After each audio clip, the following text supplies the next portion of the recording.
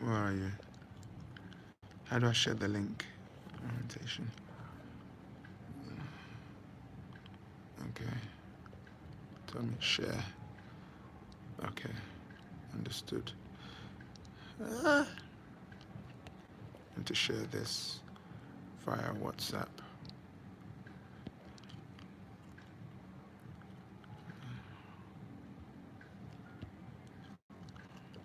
Okay. But she's also set mine all well. She set mine all up and said she just needs content man to part of that. So yeah. And she'll do it every week.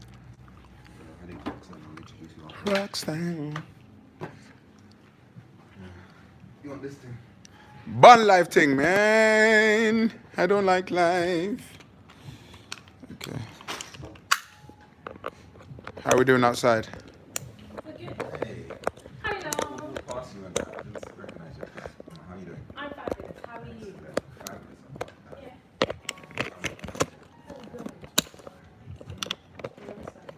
Yes. Now it's cool. He is the wristband. So we need to resend a new link. Okay. That's long, but it's okay. Yeah.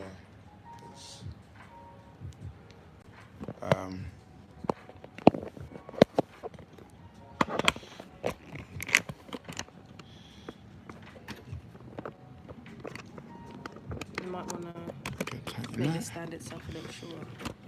Do you want to go higher? we are tall people. Oh, can't relate. Yeah. Can't relate. It's wonderful. So this is live. Hello, live people. You're gonna get a link in a minute. Okay. So, oh yeah, I got the link. So what I've got to do now is to send the link to Eventbrite and then from Eventbrite. Is that too bad? Bless you. Well, they will be watching. Well, yeah, it's gonna. Yeah, you can use it in there if you want. So you can see. What? Don't laugh like that. Yeah, we can see you, so you can hear. I'm sorry. Yeah. Why are you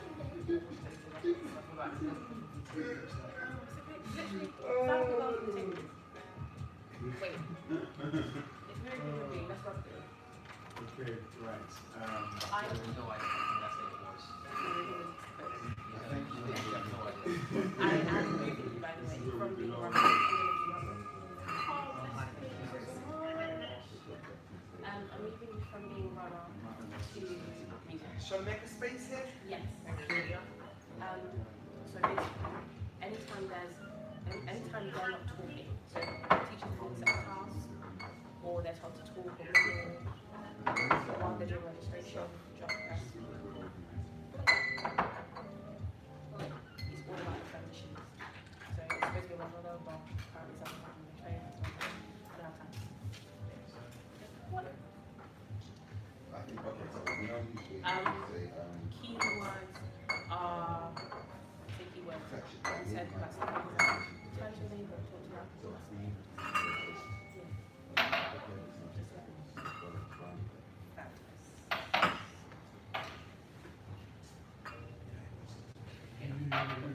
Save it for the audience. Huh? I won't say that for biology. Have a presentation. I was supposed to be there and watch it and watch for it.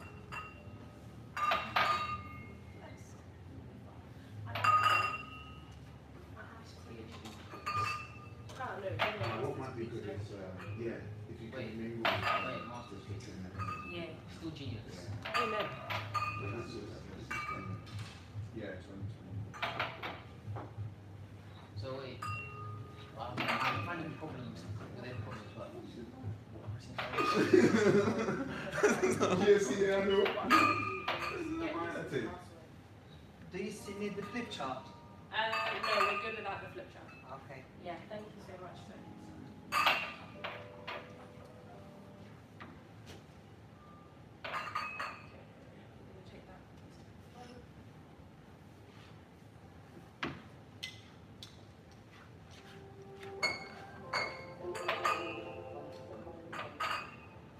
Just make some more space because I need to bring some more sparkling as well. Do you need sparkling? Actually, no, I think we found it still. This is still. I think we found it still. Yeah? Okay. some ice as well? Yes, please. No problem.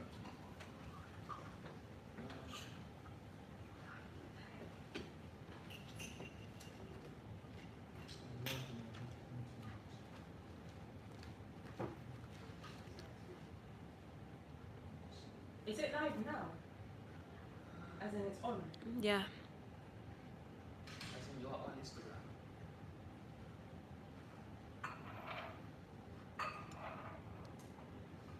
You didn't have to be that really. What's the brightness? Oh. What I want to ask you, someone asked roughly what time it'd start. 6:30 is what 6:30.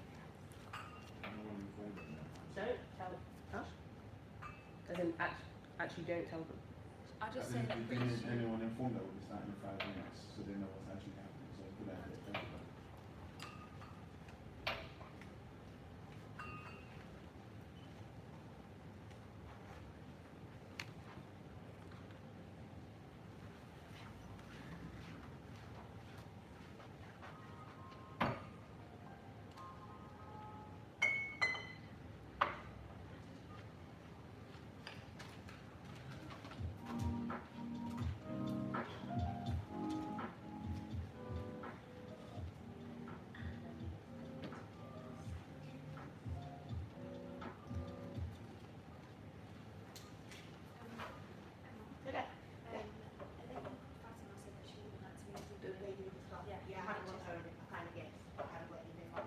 Thank you. Just to get a few. Don't worry. No. Let them know. Or should we? No, because if they don't drink it, then it's wasted. I'll still drink it. You want them to? Oh no, I'm fine. Thank you. I'm good. You put all these biscuits and stuff and no one's having it. They're about to say, no, they're going to my house. Actually, not into my house, they're going to the streets. Is there music out there, Camilla? Yes. It'll be like next all over again. I'm so If not, Am I going to mic you up actually? Please do. Once you finish the card, that makes sense. Why is there no music in here? sorry, that was me. Don't upset my soul. Oh, we cannot have that.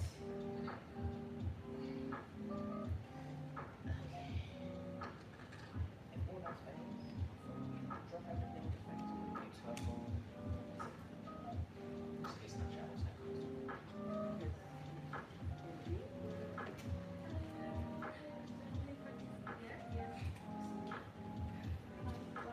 Okay, so what's going to happen? What's going to happen is we're going to be helping with registration. Simultaneous. Alex, I'm back to do the runner. So it's simultaneously, you are going to be in charge of the music in this room. This is the most fun. Joking, it's not, but it's. Don't pressure me. So basically what happens is anytime that they're not speaking, music is playing. We're going to be in charge of music so that just in case anything tries to die, that's just going to improvise.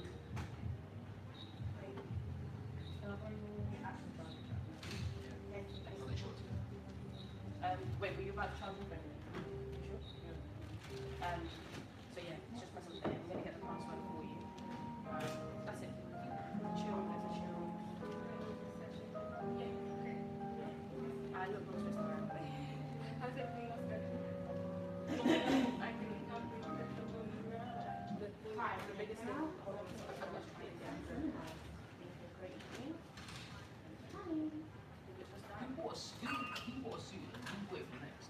I'm screaming, I realize. Why is that? Can you ask them why there's no lights in that corridor? Does your speaker sometimes just switch off? I don't know there.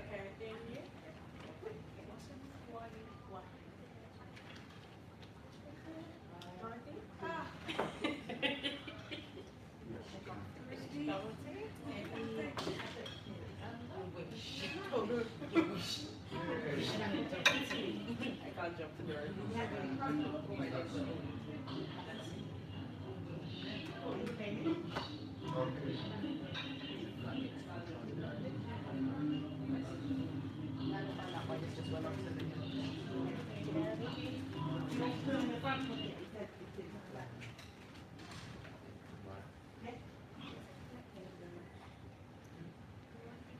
What people are you doing? 2 people live, 1 person live.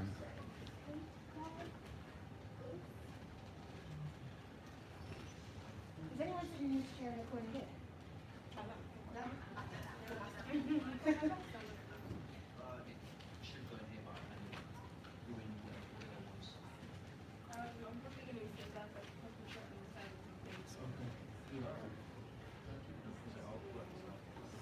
I'm just gonna.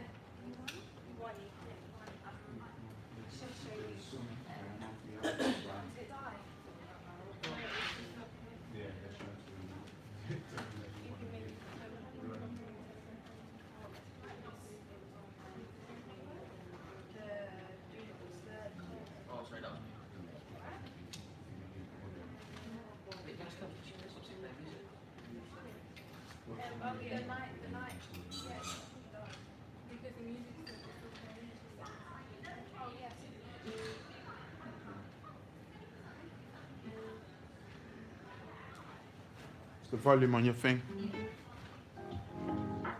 The volume is too loud. Shuts up. Yeah. I agree. Stop letting people in.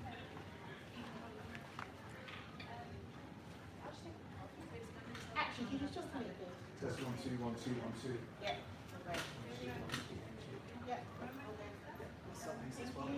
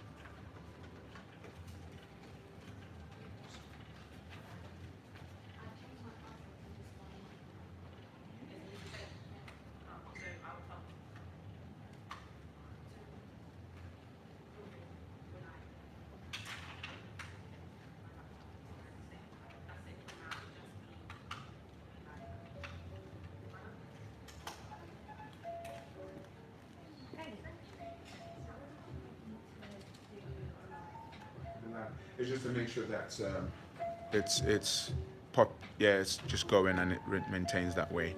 And if there's a battery issue, then we'll recharge and stuff. And just on anyone that's speaking. Yeah, if they move, hopefully we'll maintain that position. Cool. I mean, it's alright.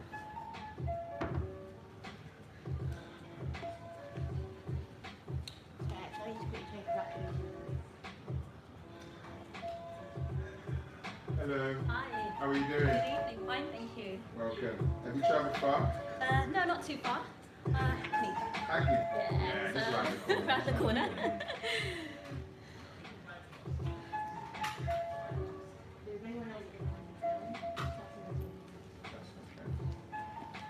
It's great to see you in person. I think we follow one another on Twitter. Yeah? What's your Twitter handle?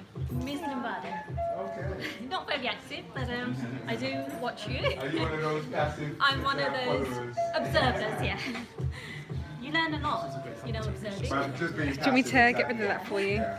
Oh, are you good with it? Oh, okay. Hey, how you doing?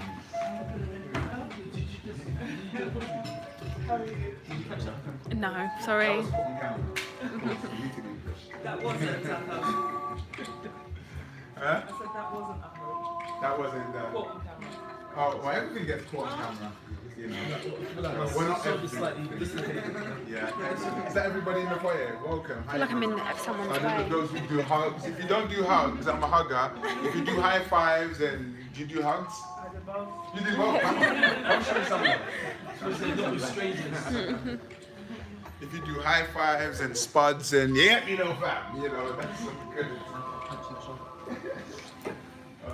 We're going to get started right away. Thank you very much for coming in. We kind of gave everybody the networking time. Oh, I see some people still coming in. And welcome to today's event.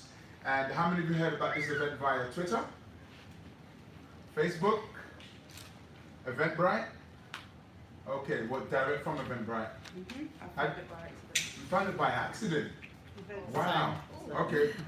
How did you find it, Roxanne? Okay, yes, colleague here. So, how did you know? You told me. Yeah. You know, some people in your life, it's just like haunting you everywhere. It's just like, you know. But today is going to be amazing. It's going to be amazing simply because, welcome. Round of applause for those who are just coming in. Yay, welcome. Come in and get comfortable. Excellent. Come down anywhere in front 2 rows. Anywhere in front 2 rows. Anywhere in front 2 rows. Feel free to come down.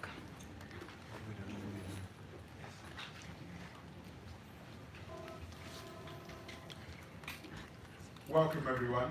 I'm very excited. If you already know me, how many of you follow me on Twitter? Okay. And how many of you don't follow me on Twitter? You will start following me from today. Monique, how did you find out about this event? Through Nick, actually. Nick, how did you find out? Carpool for school, is it? Yes, those guys. Yes. Amazing things happening on Twitter. If you're an educator and you're not on Twitter, you're missing out. You're missing out on so much because that space is a space where we get to actually create crazy ideas. So welcome to Public Speaking for Teachers. Now, we could have just done that. But there's a reason why we wanted to do it just for teachers, because I believe that teachers are the ones who are standing at that pivotal position. If you're a teacher, an educator, if you influence the next generation, if you influence anybody. But we work closely with schools and we know that teachers, and I did not know that teachers suffer from anxiety and fear when it comes to standing in front of people. They might be alright for the kids, but when it comes in front of their fellow peers, it's a different fear. How many of you have been there before? Raise your hand. Okay, so I'm not the only one. Because I started this journey in this career talking to kids. And the teacher was like, wow, we love that. Do you do inset days? I was like, we do now. And I signed up for my first inset day, which was in 2001. And there was about 120 teachers in the room. I was excited and nervous at the same time. Because as I walked into the room, I thought to myself, all these qualified people who are more qualified than me, who am I at this age to stand before these great people to deliver, not realizing that they're human beings just like me. So the essence of today is to help us to remove those fear barriers and those anxiety barriers to make you realize that actually it's all in the mind, that half of what you have is far greater than what you think you have. And that's the whole essence of today, that by the end of today, I want you to walk out feeling lighter. How many people would like to walk away feeling lighter? Okay. I was just talking to some professionals this morning in media, people who run their media company, and it's amazing how much they carry fear. These are directors of companies and freelancers. So we all do carry fear of some sort. Whatever level you are, you're carrying some kind of fear. Okay, so it's going to be amazing. I'm not delivering this event by myself. Show me your friends and I'll tell you your future. I am great because I have great friends. I am amazing because I have amazing friends. I'm good looking just because I'm good looking. Well. But I have with me JC. Let's give a round of applause to JC. Who later on you're going to get to hear a bit more from JC. JC, how long have we known each other? Can't even count, bro. A long time. Please, it's so important that you have people around you who really have your best interest at heart. That you can just be yourself and just shout, scream. How many of you have people like that in your life? Okay, you need people like that in your life. So important. Excellent. Thank you very much, JC. Okay, so it's about public speaking for teachers. I'm Action Jackson. I'm the Director of Happiness at Fix Up. We go into schools, colleges and universities throughout the whole UK, inspiring people to be the best that they can be. And hello to everyone who's live streaming. Everybody say hello. Hello. Yes, so they're live streaming from all over the world. I think there's someone live streaming from Abu Dhabi. And this is technology has allowed us to connect worldwide, which is great. So I'm Director of Happiness here at Fix Up, and my job is very simple, to make sure that we stay happy so that we can continue to inspire the kids that we have around us. I've been doing this now for 20 years, and I love doing it. Miss Sally's in the audience. Sally was my mentor when I was at college. Yeah, so if you see me flying over the place, feeling great, it's because of people like Sally who've inspired me to do what I do. So you can now see how teachers have an impact. Teachers, lecturers have an impact on a young person who one day will be able to change the world. One word can make a big difference in a young person's life. But if you're too fearful to express that word in its rawest form, you might not be able to hit that person where you're supposed to hit them, right in their heart and in their mind, so that they can be who they need to be. So Sally, thank you very much for I remember clearly, I needed to do my personal statements for university. I did not even know what to do. I was like, Sally, what am I supposed to do? Took it to her, she sat me down, and she gave me those empowering words. So there are people along your journey, and you are along someone's journey. I need you to understand that you are powerful. I need you to understand that it's not about how many qualifications you got in your back pocket. It's about how big your heart is. There are many people who've got doctorates and they've written books and they have no heart. They can talk a good game, but when they're standing in front of a young person, they can't connect. And I can sense that people that we have in the room today, you know how to connect because you're heart. How many of you are heart people? You're heart people.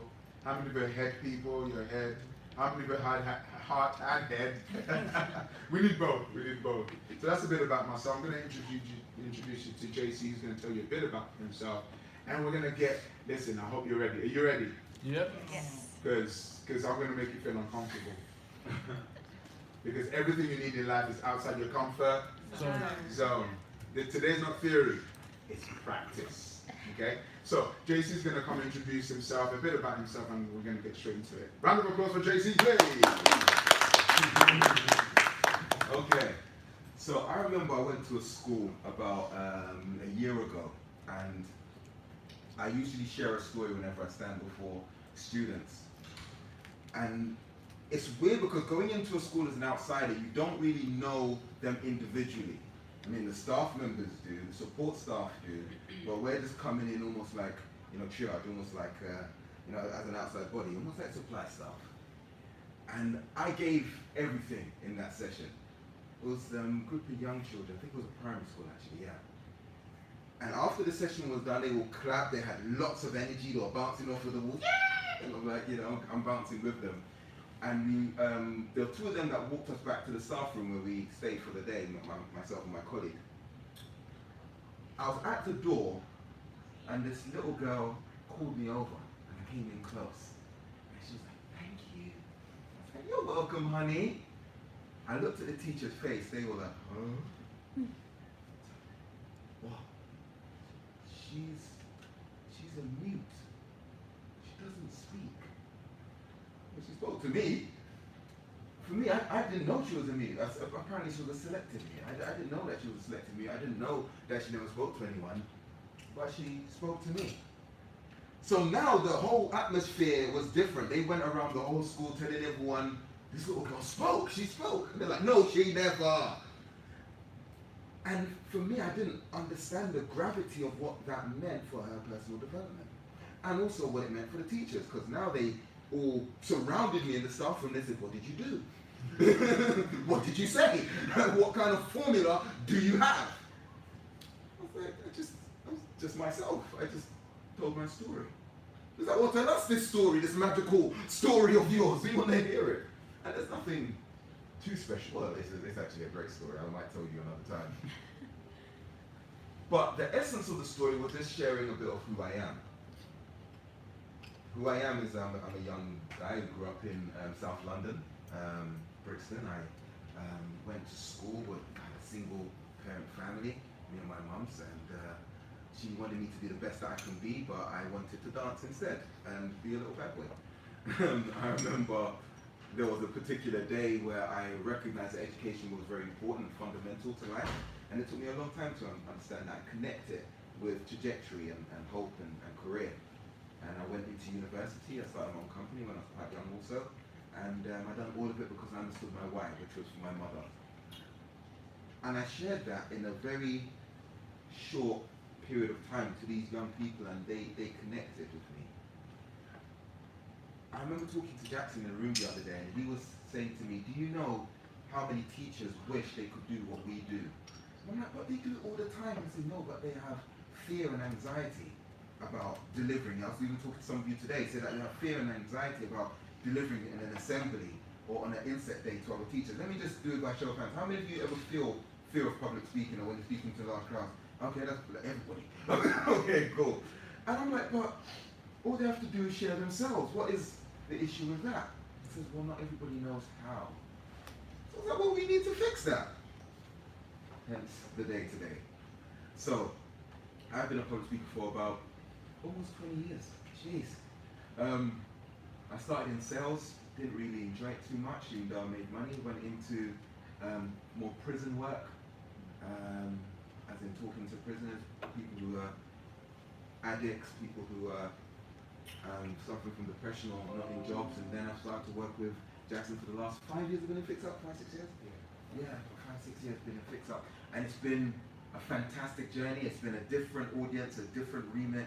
So everything that I've learned throughout my journey, I'm going to try to put into a formula, and I try to make a prescription if I can for each and every one of you individually. But what I would like to do before I do bring Jackson back on, I want for you to talk to the person next to you real quick, and if we can give you one nugget before you leave here today, one thing that will make you feel even 10% more confident standing in front of an audience, what would that be? What would that one nugget be? What would that one piece of deposit be that I could give you right here and right now that will fortify you just that little bit more? Discuss with the person next to you. If they're not good enough, then go across the room. No. What's your one nugget? Right. Yeah. Okay. Didn't even think about this. Wish you were here. Wish you were here. Alex is from one thing, Alex. Yeah, I know, but I didn't think I was going to be a part of this. And anybody else who's online, you can type it up as well. Probably. Think about it. Write it down. One Yes, thing. I tend to go and live a lot, so it'd be nice to just be able to clearly get my message across. Email, however you can. Send it in to us, and we might even do like a webinar dealing with that one issue. So if you don't deal with it today, send it in Instagram, whatever you need that you can to fix up, or to Jackson directly, and then we'll be able to interact with you. You can write it down and get all the tips and Wow. pieces, alright? No, that's a good one. Just you, your soul, self. Engagement. Okay. Media and broadcasting. Media. Kind of like. Do you? What did you? Okay. College. Studying. Media and broadcasting. West London. I don't live in West London, but I go. You have to make a point to say. Sorry, I don't do that. I don't. So much around. I'm clearly not West Ham. You are from. 6, I think it's People or like they maybe retain it. Huh? Yeah, it's a media and broadcasting college, so it's like Global Academy, so it's linked to Capital, Okay. Extra. Excellent stuff. Yeah. So, what we want to do now is hair. You're here for a reason, and it's so important that you're here. And I want to, if there's one thing you walk away with, that one thing I want to know what it is. So your job is to stand up, introduce yourself, and to. Hold on a minute. It's interesting, right? Your name. It's your name. It's information that you don't have to dig out of Wikipedia. And don't worry, we're not going to film you live. Okay, so Monique, I'm going to pick on you first. Because when I said introduce yourself, it's like, I need to go to the toilet. I mean, what was it about you introducing yourself that kind of like, Oh, my heart starts pounding, you know, almost Yeah. immediately at the thought of having to stand up and speak. Like, I can do it here from the chair. But Okay. this elevation to, yeah. Okay, what is it about that elevation that affects you? Yeah, I don't know. I guess eyes being Eyes. on you, focus. Yeah, but see, eyes only gravitate toward beautiful things. Oh, Let me, don't steal my bars, yeah. That's my lines. Say, I'm already married, so these lines I have to give it to young men who are ready to get married one day. I can only use it on my wife, baby, my eyes is over you. But when you have that mentality that eyes only gravitate towards beautiful things, and when people are looking at me, it's because they're seeing my beauty. It's a shift in psychology. So it's like, no, why are you not looking at me? You need to look at me because you need me today. It's that mentality. So with that mentality, come to the front, please, and let us know. Okay. Good round of applause. One takeaway for you today. I guess more or less speaking in front of people with more natural sort of confidence, you know, like when you're speaking about something that you're passionate about, and getting it across in a way that's so natural for you that it's very natural for them to kind of retain that information that you're giving them versus sounding really mechanical and bullet pointy, that kind of thing. What are you passionate about? Oh, I guess the work that I'm an educator within a hospital setting. Okay. So I do, I work with like neurology, stroke, and things like that, patients in that capacity. So I'm pretty passionate about just the work that I do. And Why are you passionate about that? Who cares about that? well, you're working with people every day, and you're hoping to help them to change their lives in some way that's, you know, that they can be more independent with their lives and have better quality of life. So yeah, I mean, it's just important work in that way. You know? How many of you went on the journey with her? She was talking about the people and stuff. That's public speaking. You can go home now. Bye. do you know what I'm trying to say? It's where you tap into it in the head. Okay, so I'm not going to bring everybody up. Just one by one, we're going to go around. What one takeaway do you want for today? Real quickly, who's going to go first? Who's going to be brave? Yes. Okay, so my name is Lane Grant, and I'm from today. For today, what it is, I put it up here, but when it comes here, it doesn't It just project. mumbles. Yeah. Okay. So kind of like, yeah. So But when someone winds you up, you know how to shout at them, right? absolutely. Okay. All right. Anybody else? Yes. Good evening, great evening. My name is Daryl Harper. I think the main takeaway for me today would be to get to a point where I could deliver a presentation that's an hour long with no slides, no notes, and still keep everyone engaged. You can do that, Daryl. Beautiful. Yeah, comedians do that for 3 hours.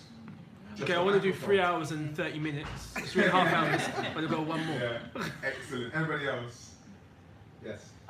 Sometimes I know what I have to say, Mm-hmm. but sometimes, you know, you're at loss for words, or at times you lose your thread of thought, Yeah. and then you become self-conscious. Okay. You can get away in front of children, but in front of adults, you might be Professionals and thinking, stuff. yes, oh, are they judging me? What am I doing? Am I making a fool of myself? Okay. So that element of self-consciousness inhibits you at times. Okay. Excellent. Anyone else? Yes. Okay. Yes. Yeah, similar actually. Yeah, so I'm fine talking in front of students, but it's when it's talking in front of peers, kind of thing, even if it's just giving a short announcement at a briefing, for example. Yes, Not that bad, but not, yeah. I like to exaggerate. The sports day is going to be in the canteen. No, in that. Okay, what's that? Well, I'm not a teacher, I'm a learning mentor. Okay. So, You are a teacher. well, my students said I was a teacher of wisdom yesterday, so There I'll you take go, that. exactly. I think, though, knowing that there can sometimes be that differentiation in school between those who have a teaching qualification and those who don't, Yeah. I then kind of internalise that insecurity sometimes and feel like sometimes what I have to say might not be seen as valid because it's not to do with the academic side of what the student's dealing with. Okay, I like that. Anyone else? Yes. Mine's similar to what a couple of other people said, is that sometimes when delivering a speech or a presentation, sometimes in the middle, you know, if I lose my track or something happens which throws me just a little bit, often you know, I become very nervous as a result of that, and trying to get myself back onto track and being to deliver confidently as a result. Yeah. That can be a real challenge, and you know, it becomes very difficult in that situation. Excellent. Okay. Anybody else who have yes. Oh, I think it's a similar. My name is Fatima. I think it's similar to what others are saying. I think sometimes experiences in our personal lives change the way that we feel, and when it has a knock on your confidence. So I feel a little bit like that. There's a little bit of, you know, sometimes because I'm not in a school at the moment, so sometimes it's feeling, it's a little bit maybe of an inferiority complex. Okay. And it's just about also, it's also losing your thread of thought, as well as not trying to focus so much on what and how you're going to say, but just sort of letting it be more natural, with passion, say what you want to say.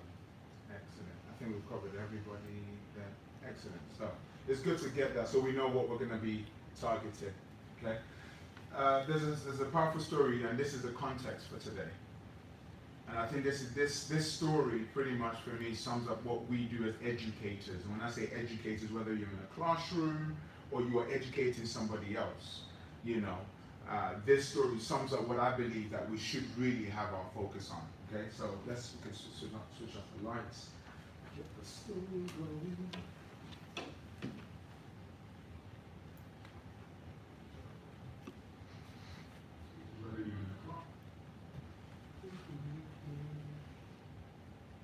I love this. I was doing a presentation this afternoon, and I had everybody eating from the palm of my hands, and all I needed to do was click play on my phone for the audio to come in, and the internet was like and it wasn't working, and there was like this awkward silence. What do you do in that moment? And I said to myself, I don't care. I need to play this audio right now. And there's that part of us, oh my gosh, it's not working. No, it's working. It's how you interpret situations. In the end, I stepped back, reloaded my phone, and carried on. So these are things, when they happen, like it's never happened to you or anybody else in the room. Of course it has. But in that moment, you're like, so this, like right now, I was about to log on to sort of play you, and something else was playing in the background. Quite naturally, let's just move on to whatever I need to do to solve that problem in that moment. It's a presentation. Oh, while I'm sorting this out, please have a chat with the person next to you, not to you. What's your favorite time of year? That's a way of distracting a crowd if you need to get yourself sorted technically. Does that make sense? Yeah. So as speakers, you've got to have these things in the back of your pocket. I need to take a breath right now, real quickly. Find somewhere else to distract them. I don't need distraction because I got money. But for me, as we're delivering today, I want you to pay close attention to how we're doing what we're doing.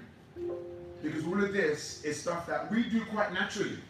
And we don't even know we're doing it. It's the observer that says, wow, they did that, he said that. Take notes from the get. There we go. I love this story. Told by a very close friend of ours.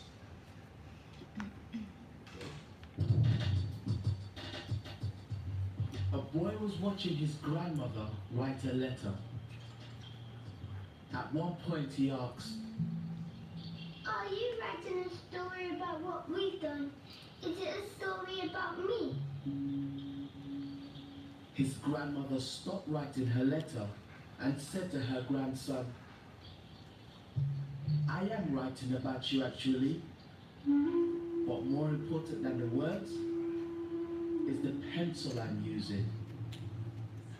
I hope you will be like this pencil when you grow up. Intrigued, the boy looked at the pencil. It didn't seem very special. But it's just like any other pencil I've ever seen. Well, now that depends on how you look at things. You see, it has 5 qualities, which if you manage to hang on them, will make you a person who is always at peace with the world. First quality, you are capable of great things, but you must never forget that there is a hand guiding your steps. we call that hand God. And he always guides us according to his will. Second quality, now and then, I have to stop writing and use a sharpener. Now this will make the pencil suffer a little, but afterwards, he's much sharper. So you too must learn to bear certain pains and sorrows, because they will make you a better person. Third quality, the pencil always allows us to use an eraser to rub out any mistakes. This means that correcting something we did is not necessarily a bad thing. In fact, it helps to keep us on the road to justice. Fourth quality, what really matters in a pencil is not its wooden exterior, but the graphite inside. So always pay attention to what is happening inside you. Finally, the pencil's fifth quality, it always leaves a mark. In just the same way you should know that everything you do in life will leave a mark. So try to be conscious of that in your every action. Wow. There is a hand guiding you. Sometimes you have to be sharpened. It's okay to make mistakes. It's what's on the inside that counts. You must make a mark wherever you go. Round of applause for that story, please. How many of you found that inspiring? Okay, real quickly, just share with the person next to you, what did you get from that story for yourself personally? What did you get from your story? What did you get from the story? I really enjoyed that. I suppose anything you do with good or bad, use a mark of something. What you do, what you say, how you say it.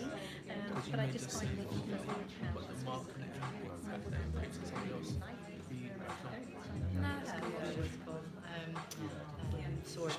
Oh, my turn, sorry. I got from it.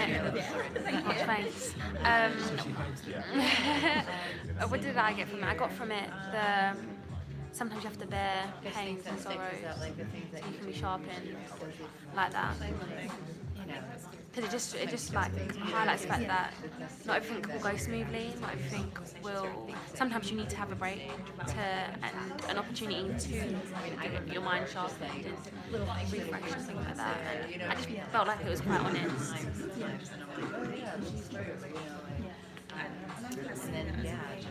Yeah. Do you want me to move it on? Oh gosh, I don't want to. Oh, I don't want to be in anyone's way. I don't want to be in anyone's way. I think the corner one is really good. Cool.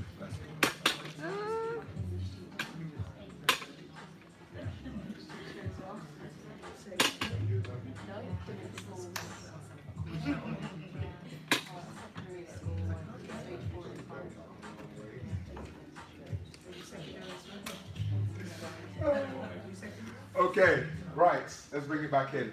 Excellent. So that's just a short piece of information, and I want to base today on the pencil story. That wherever you go, you always need to leave a what? A mark. That's it. Just leave a mark. And we know people throughout history who have left a mark on us. You've left a mark on many people's hearts. And wherever you do, whatever you do, wherever you're at, just always think, I need to leave a mark. Forget my presentation, forget my slides, forget my notes. What's the point that I'm trying to make? What's the mark?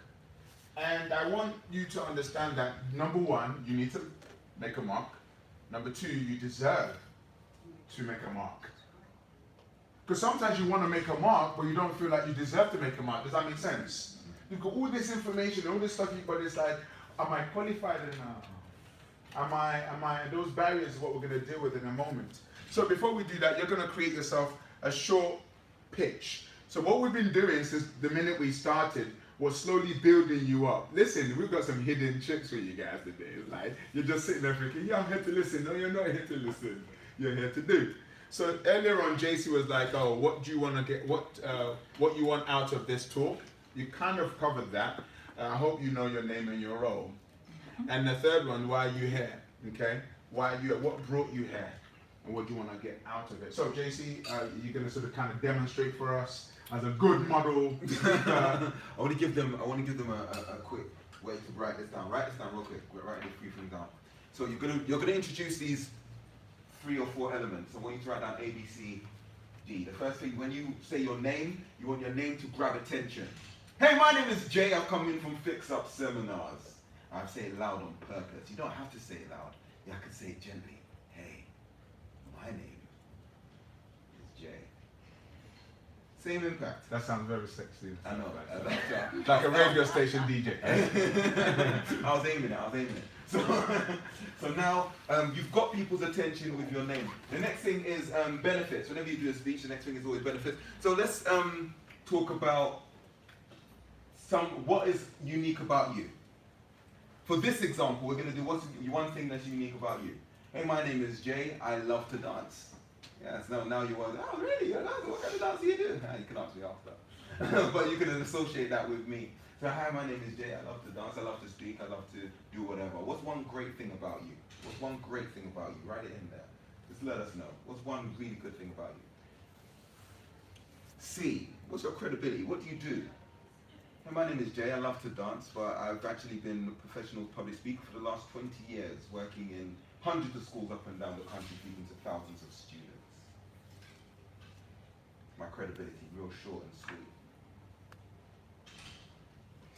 And last one, direction. I'm here because. The D stands for direction. I'm here because, and you're going to put your because in there. Okay? So what's the first one after 3? 1, 2, 3, it's? Attention. What is it? Attention, yes.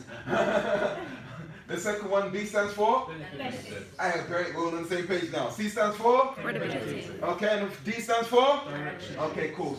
Script it real quick and we're going to give you 30 seconds. Go, go, go, go, go.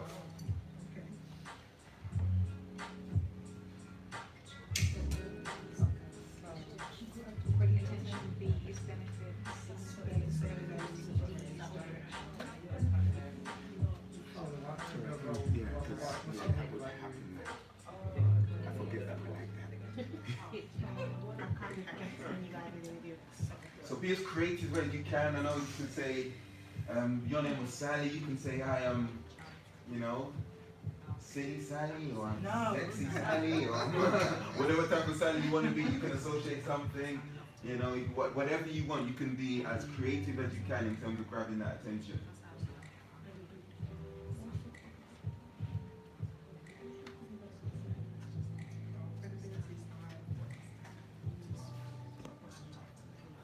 Just real quick, what do you do?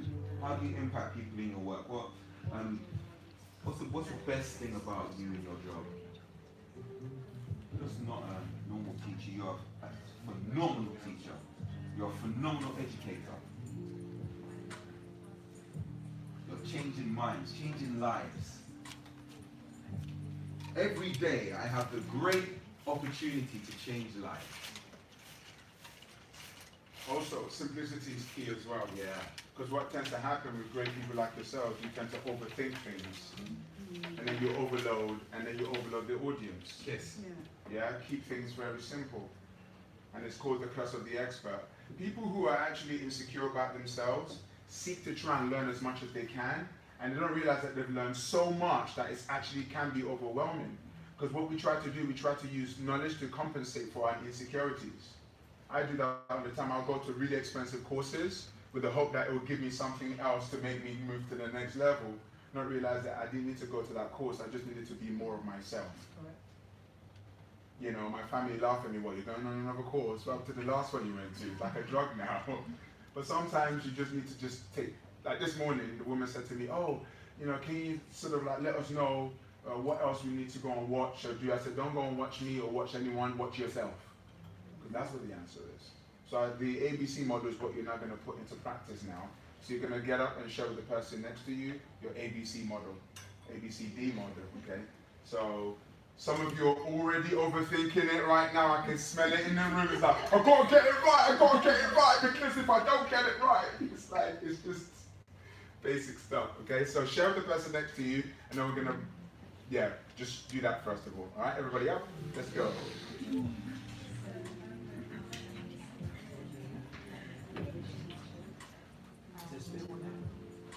If you need space, please do move the chairs. Move the chairs. If you move the chair, just give them space. That's it. Thank you.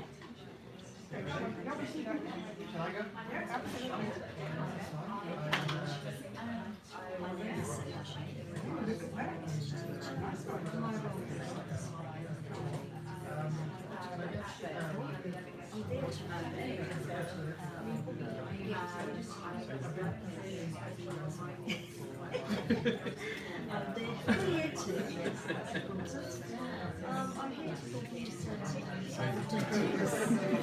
you listen to me carefully.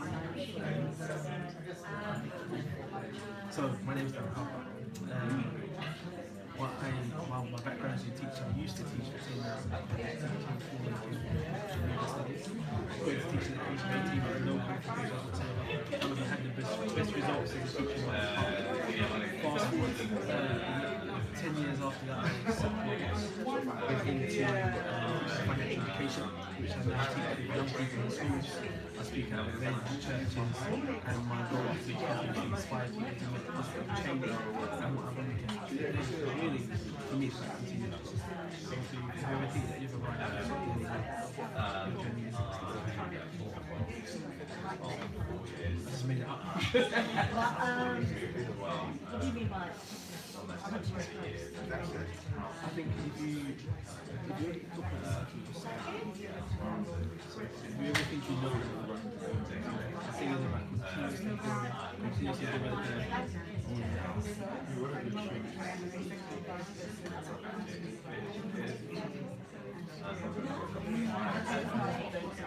2 minutes. So you should have been punch, punch, punch, 4 points. Some of you are getting to your last sentence. Okay, so if you haven't had a go, swap and have a go and find someone else.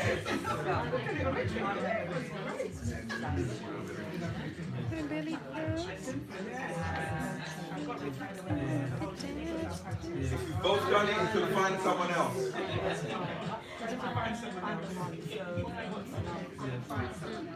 Excellent.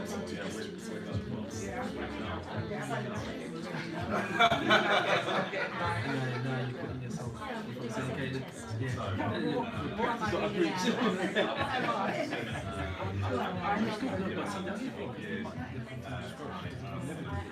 One thing to tell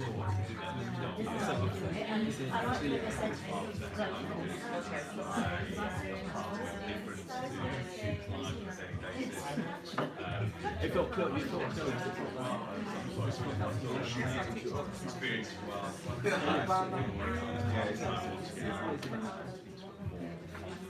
How many people do you have in there? Yay.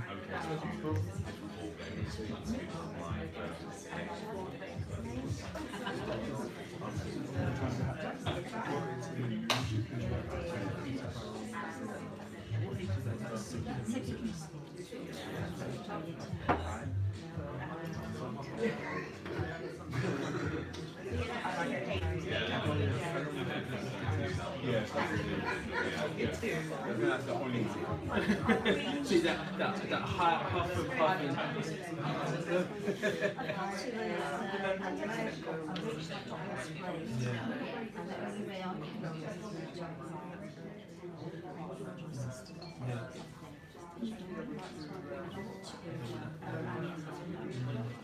Been in the class. 2 minutes.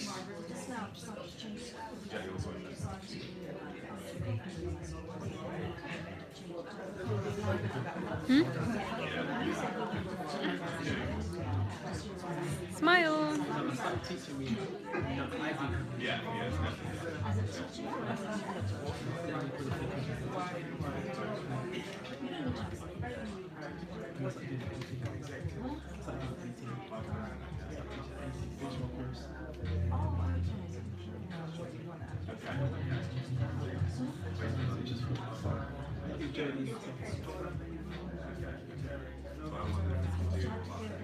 Both share, give each other feedback, move to the next person. Yeah. Give each other feedback and move on to someone else. You should be able to share at least 3 to 4 times.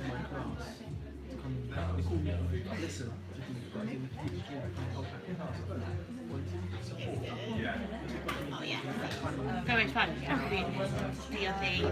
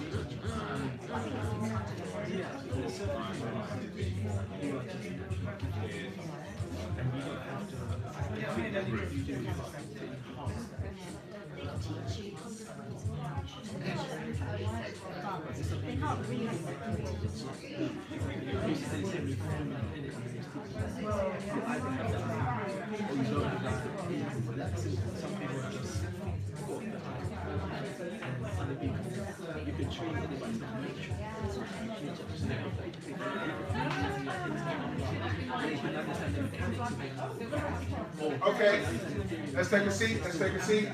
Last person to sit down will have to dance like a chicken. 5, 4, 3, 2, 1.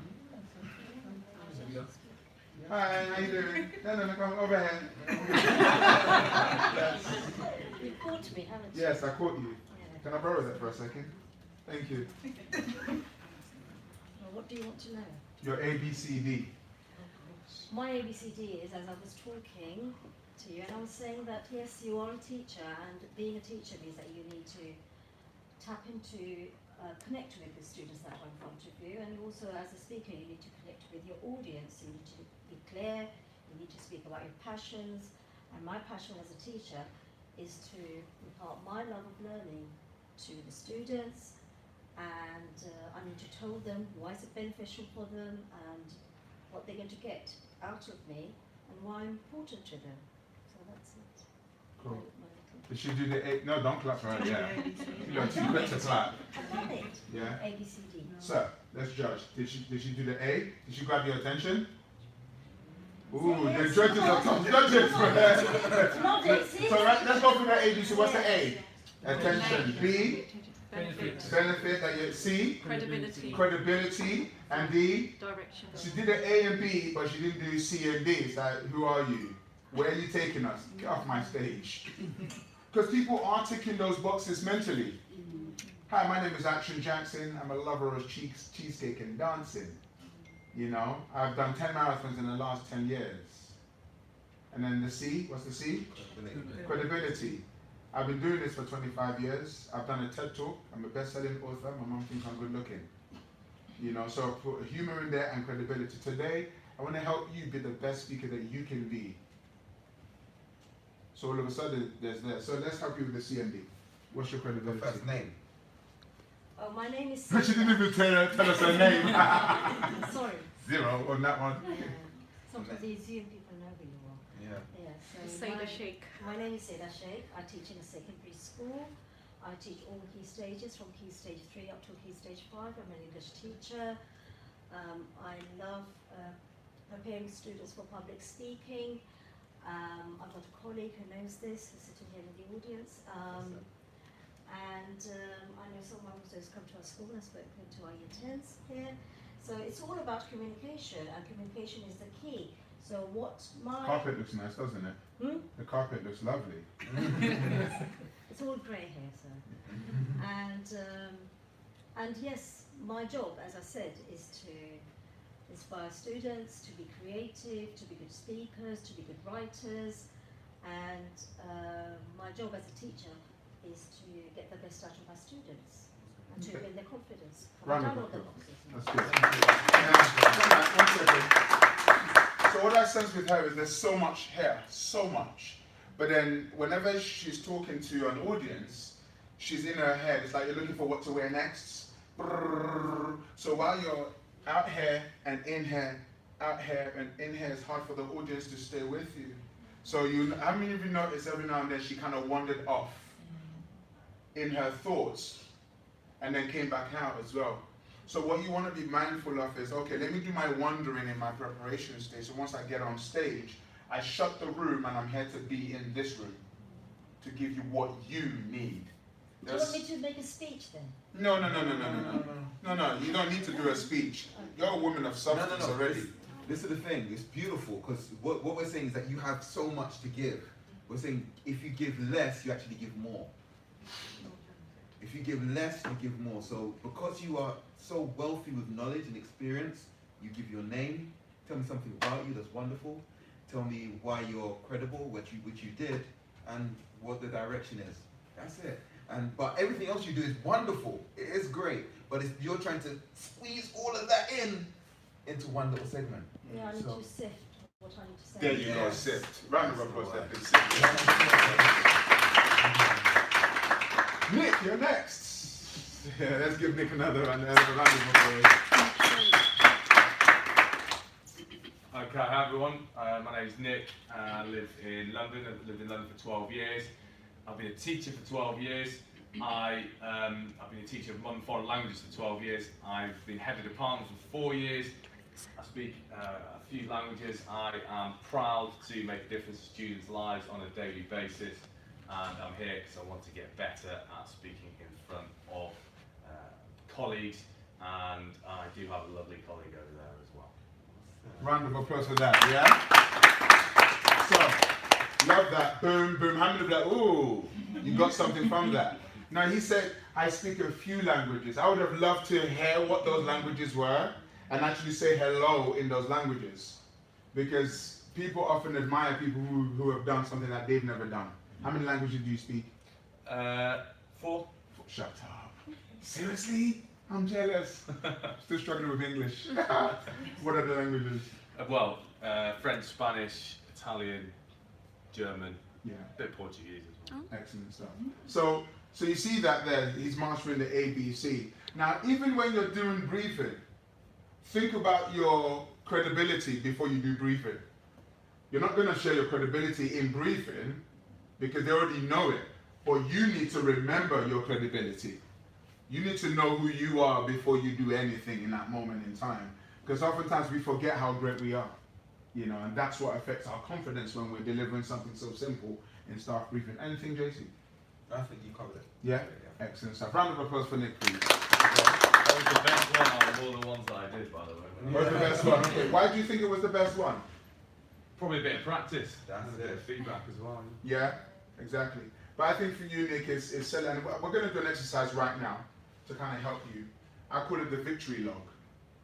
The victory log. There's 2 things in your life. You've got your scorecard, and then you've got your trophy cabinet. The trophy cabinet tells you all the things you've won in the past. The scorecard tells you what you're yet to win, and you're not there yet. One of them makes you feel good. The other kind of makes you feel good, but it kind of drains you because you're not there yet. Does that make sense? Now, in order for us to stack up points on the scorecard, every now and then we need to just turn into that trophy cabinet and dust off a few medals. Because for you, what got you there is what's going to start you here. If you was to sit down and list everything you've ever achieved in the last 10 years, you would stand up and salute yourself. So we're going to do that real quick. I'm going to give you good time, good comfortable time. Start listing. List the ridiculous, driving, stuff that you have to study for, the job you went for, that interview was tough, I had to prepare. I don't care what it is, I would just want you, I call it the victory log. You know, married, children, head of department, hair, whatever, just list. Number them. You've got to create a minimum of, I want some fast music for this one, a minimum of 21. You've been on this planet longer than 21 years, so you definitely should have more than 21, okay? So, you're gonna have literally about 3 minutes to create 21. Start writing, your time starts now. I want fast music, you give me this slow one. Make sure you number them, please. So for those of you who are watching, please start writing down things you've achieved in your life. Yeah, so, yeah, that's it. 21 things you're grateful for, you're happy, you've achieved, you've done well. That you've achieved, that you had to work for. That you could say, I mean, that you know you had to grind for.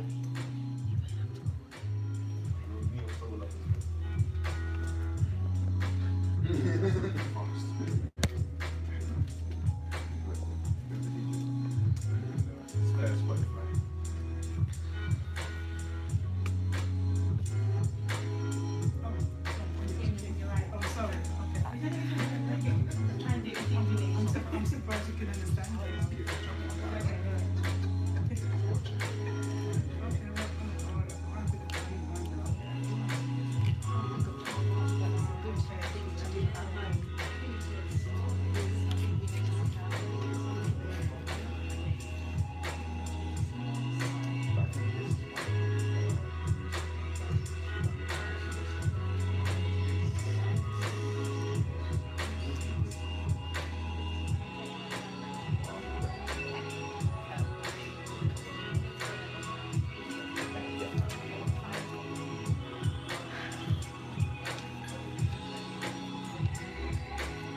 You're overthinking it, keep it simple, keep it simple.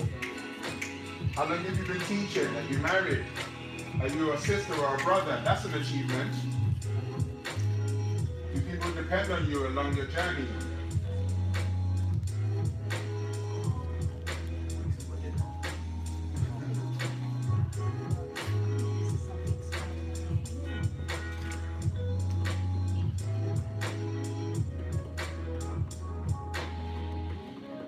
Have you had to deal with a difficult person in your job and you conquered that relationship and it's a better relationship? That's an achievement. You own your own property. That's an achievement. Can you drive? Can you ride a bike? Have you flown to a country before?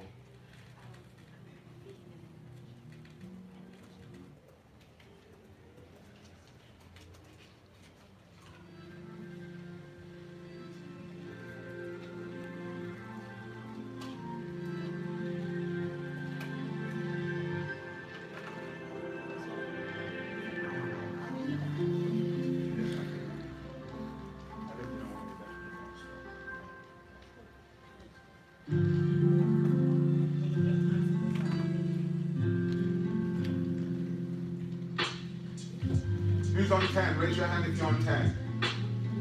Excellent. And this is on 10.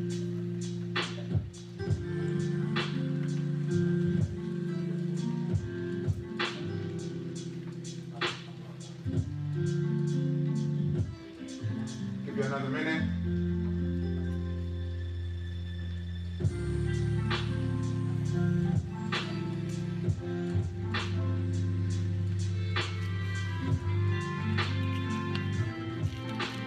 Okay, so stop writing, but what I want you to now do is to go back and read it to yourself. Just read it to yourself, one by one by one. Just go over it.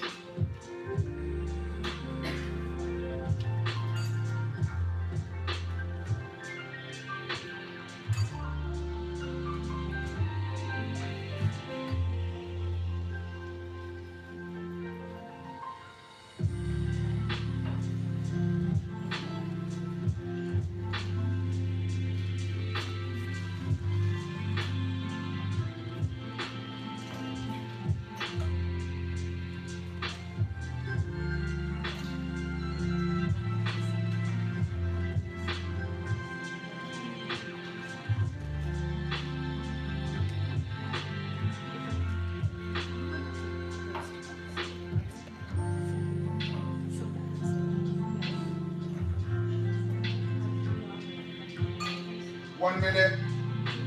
Victory log.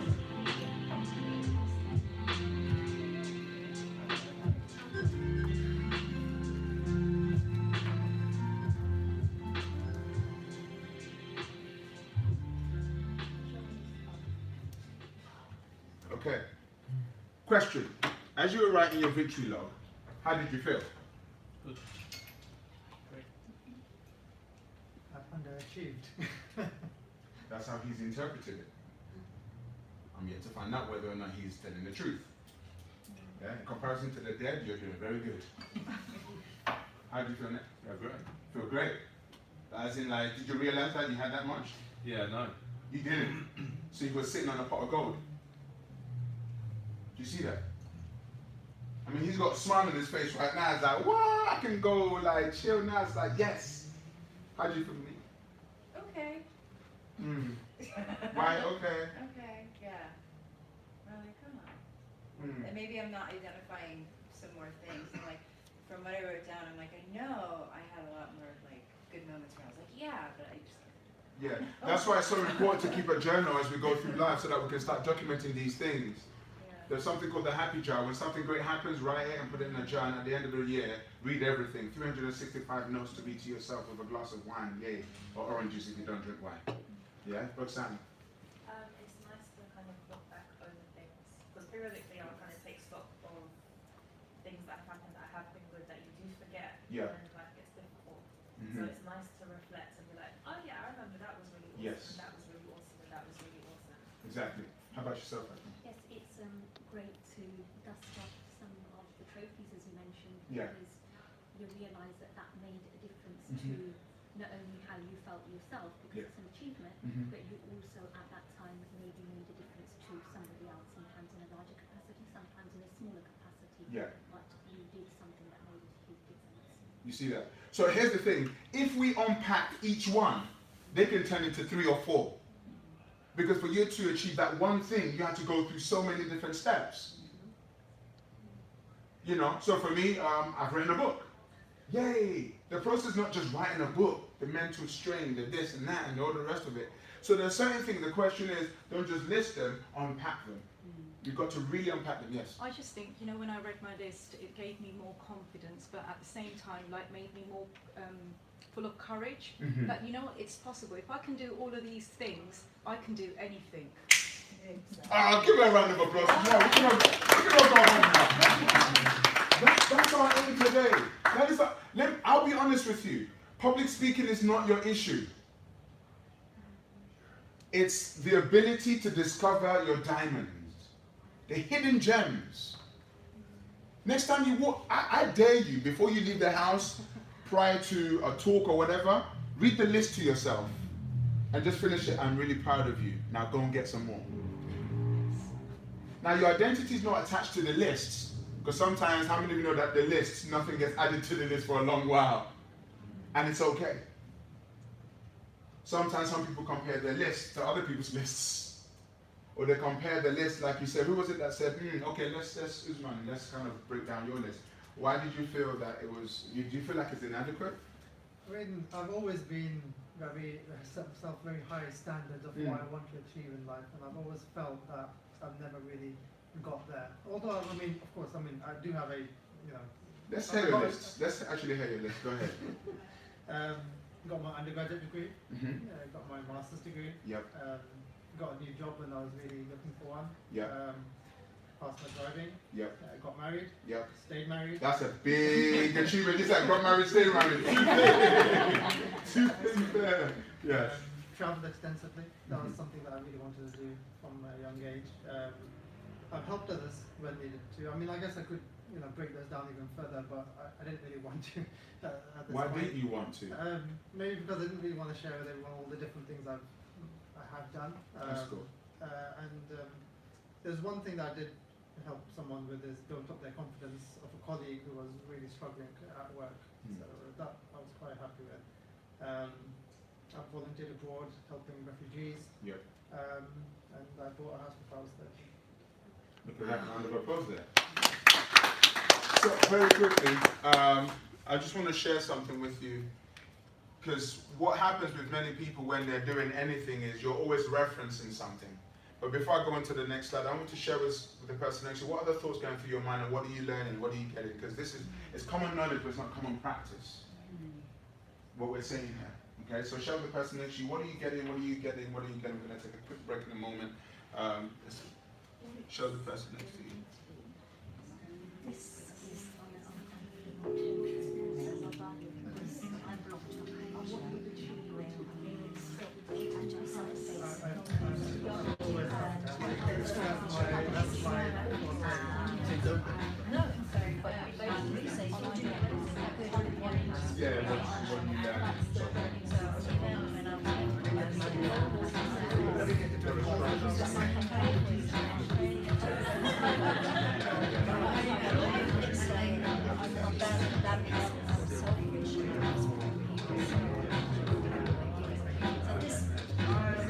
Yeah, as a teacher, well, I do know that you do self-yourself.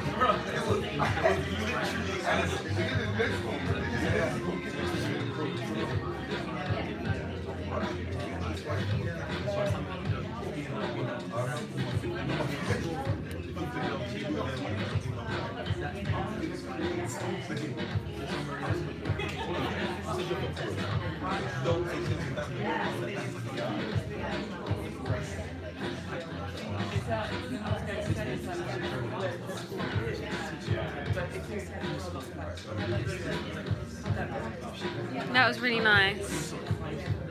It's good. I definitely took something from that. I want to do that, make the jar and write something, so that way I can at least get something positive out of it, you know? Okay. Excellent. Beautiful stuff. How many of you feel like you're getting some stuff? Yeah?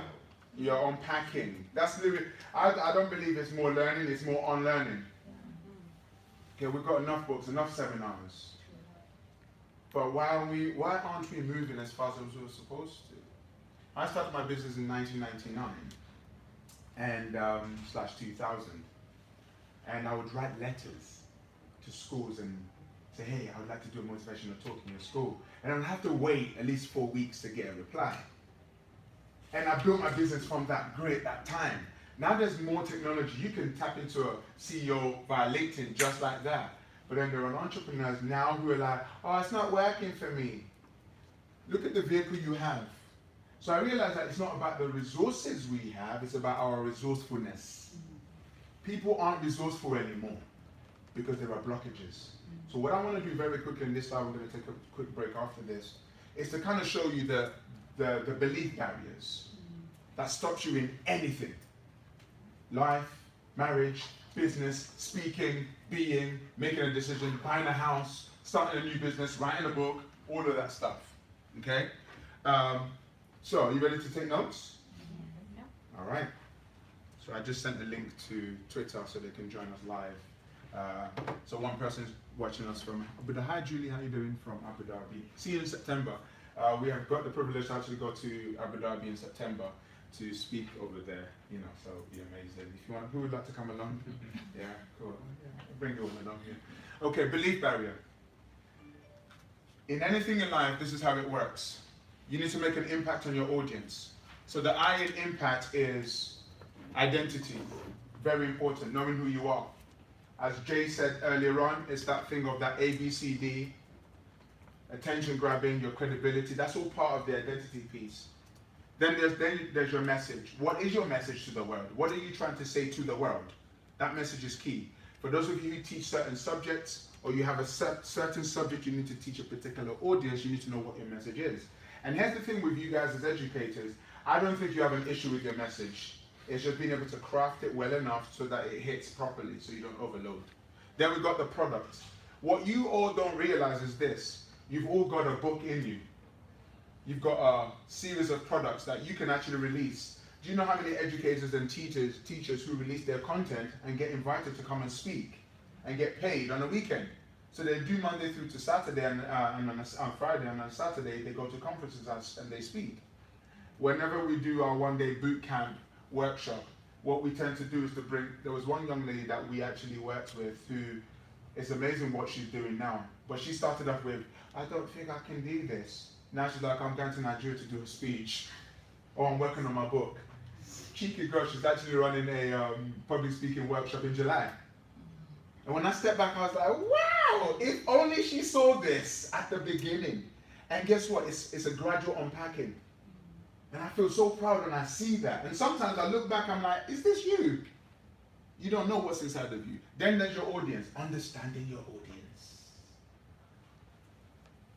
I know my audience. I know those who I love to deliver to. Very, very important. See, what's your competence? What are the extra skills you can take on board?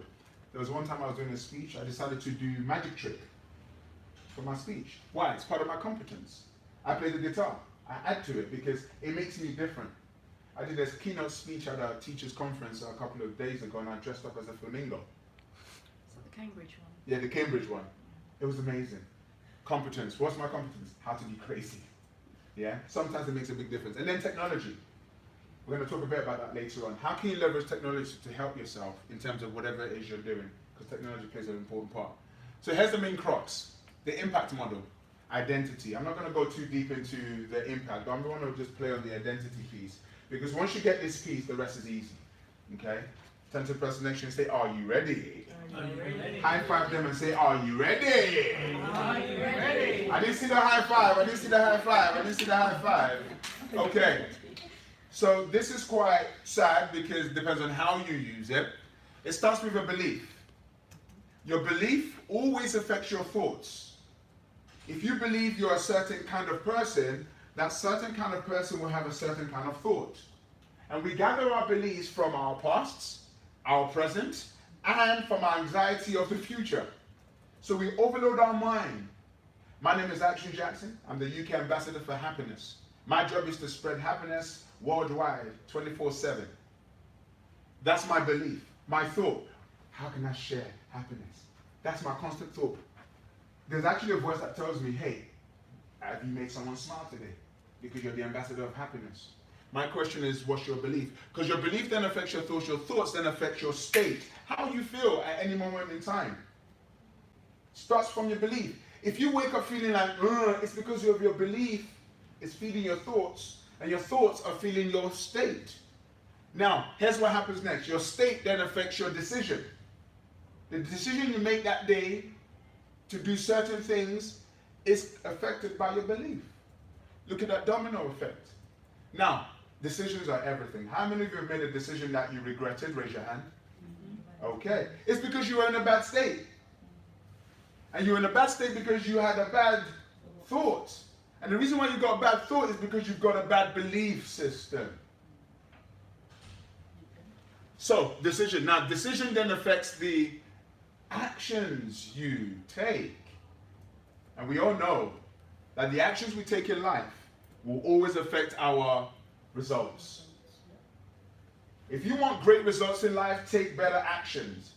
If you want to take better actions, make better decisions. If you want to make better decisions, you need to be in the right state of mind. To be in the right state of mind, you need to have the right thoughts. And to have the right thoughts, you need to have the right belief system. It's all about belief. If you believe you're the greatest, you show up as the greatest. The brain believes whatever you tell it. If you believe that you're not adequate enough because you're learning mentor, then your brain goes, yeah, your wish is my command. Do you know you can walk into that school, tell your brain, I'm the head teacher of this school? Seriously, the brain believes whatever you tell it. Whenever I walk into the room, I'm like, I own this room. don't need to know it. I need to know it. When I'm in own this room, your heart, I've got to pump it with more love. That's whenever I walk into the room, that's my mindset. So when you walk into the room, how do you feel? What's your belief system? You've used this positively and you've used this negatively before. So real quickly, have a share with the person next to you. How have you used this positively to get a good result? And have you used this negatively to get a negative result? Let's go.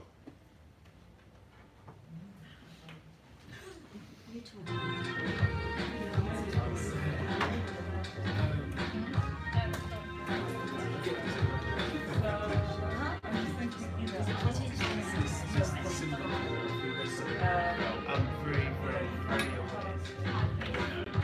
I used to, years ago, I used to sit there and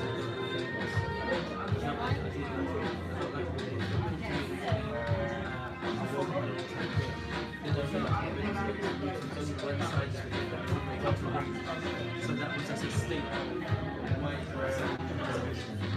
and then I had to look at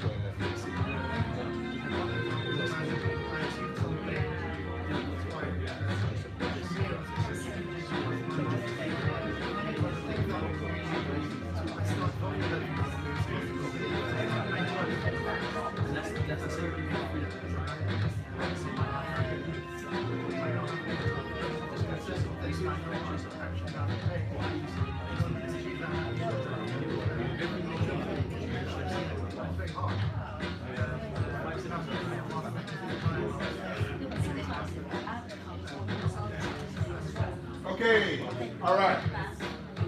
Here we go. So, if we were talking about business, I would ask you about your belief about business. If we were talking about public speaking, I would ask you about your belief about public speaking. And so here's the question. What goes through your mind when you're in front of the audience you dread? Okay, Sally. What goes through my mind? Yeah. How can I get... Actually, come forward. Give her a round of applause, please. What goes through your mind? You're going to kill me for this, but it's so good. What goes through your mind? What goes through my mind? How can I get off the stage quick enough? Okay, why is that? Because I don't like standing up in front of people talking, even though I teach. Okay, why is that? Because I'm a naturally shy person. Okay, why is that? Why am I a naturally shy person? I don't know. What's made you shy? Well, I've always been shy. Why? Okay, so what is the thought that you're having when you're in front of that audience? You're in front of that audience, and what's going through your, what are you thinking that they're thinking? I don't know, to be honest, what they're thinking, but I know that in my mind I'm thinking, do they believe me? Are they listening? Are they focusing? Are they paying attention? What do I need to do differently if they're not, if they're doing all of those things? Okay. How many believe that that's a lot for your brain to work on? Yes. And then your presentation. Too much baggage. Now, but here's the truth. Those things are real. What's the first one? Do they believe me? Are they listening? Are they listening? Okay. The best way to test that is, hello everyone, if you can hear me, say hi. Hi. Tick, they're listening. What's the next one? Are they focused? Are they focused? Well, if they start wandering on your phone, which most people do nowadays, then you know they're not listening. But if they're looking at you like these people are right now, you know they're listening. Tick. What's the next one? Yeah, but are they going to believe you? Are they going to believe you? Well, it depends on the fact that you're delivering. Do you know what I mean? If it's something that's fact, then well, believe it or not. But I'm just going to. The question is, do you believe it? Because once you believe it, there you go. Bye. Done. It's not my job to come into your head and say, you got to believe this. I do my bit and I move on. So what we got to be doing is we got to start breaking down those many little barriers that gets in the way of the delivery. So before you go on stage, you can write it down, tick, tick, tick, tick, tick, let's go. And the more you do it, the more confident you become. Nick, when you're in staff briefing and you're about to read, you can give her a round of applause, please. What are the thoughts that go through your mind as you're, give me a typical scenario. I don't know, it's been a while since I've done it now. Yeah. I don't think it's about whether they believe it or anything like that. It's just, I guess I'm worrying if I'm going to trip over what I'm going to say. What would happen if you trip over what you say? Yeah, I guess not a lot. You just start again or just pick up from where you left off. And you move on. Yeah. Do you see that? So that little, okay, yeah, if I mess it up, I'll mess it up. It's natural. It's the basics, but we just don't practice it when we're doing a speech. Now, if you're doing video, it's different. Because once it's recorded, that's it forever. But if you're in a room like this, you mess things up, you pick yourself back up again. So, very importantly for us to understand that this cycle is an interesting cycle. That once we understand this cycle, we can begin to control it. The root is what? Belief. Everybody say, I'm here to make a mark. I'm here to make a mark. I'm here to make a mark. I'm here to make a mark. I'm here to make a mark. I'm here to make a mark. When you have that in your heart, it doesn't affect you anymore. It's not about me anymore, it's about the audience. See, I don't see you right now, I see the people that you're going to impact as a result of today. That's it. That's what drives me. Yes? What if someone challenges you in some way? Like colleague or, I don't know, In a public setting? Yeah, like public speaking, you know, usually. Okay, yeah. Yours, like if there is subject matter, yeah. you know, challenges to you. Mm-hmm. Oh, it's like, oh, thank you very much for that. I didn't think of it that way. I'm going to have to research into that. Boom. Move on. Oh, that's rubbish. Oh, okay. Do you have another angle to it? Yeah, this is my angle to it. Okay, excellent. Thank you so much. You see, I'm even here to learn. I don't know it all, but please give him a round of applause. I'll just disarm you. Boom, in that moment. Nothing else. If they keep coming, it's like, oh, you are good. Are you guys listening to this? You need to take notes. So I welcome the challenge.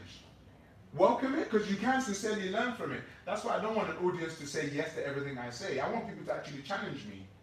Tell me my product is rubbish. Tell me what I'm doing is rubbish. Because when you give me feedback, it's only a chance for me to make it better. So once again, in your mind, we've just taken away that barrier. So the next time she stands on stage, okay, what if they challenge you? Tick. This is what I do. What if they say this? Tick. What if someone throws a tomato at me? Boom, I'll pick it up and throw it back. So can you now see how this affects you? And how you can begin to deal with this? Who you are from the roots. Who you are from the root. I'm here to make a mark. Period. And I will make a mark. I'm here to make a mark and I will make a mark. Write that down for me, please. I'm here to make a mark and I will make a mark. Whether you're on the bus, on the train, at home, make a mark. Make a mark. And when you hold on to that belief system, that's what drives you. How many of you are feeling lighter? Lighter. You're just feeling lighter? Mm-hmm. It's good. I haven't given you anything. I've just unpacked and flushed out the unnecessary thoughts to help you to tap into the great thought that you have in your head. Okay? Real quickly, we're going to take a 5-minute break, get some water, get some drinks, some toilet real quickly, and be back in about 5 minutes. We're going to wrap up everything and take you to another level if you're ready for it. She's like, what else? What, you don't want more? You never know, I might be doing that in the class. Yeah. Or they might make me do it instead, some of them. Exactly.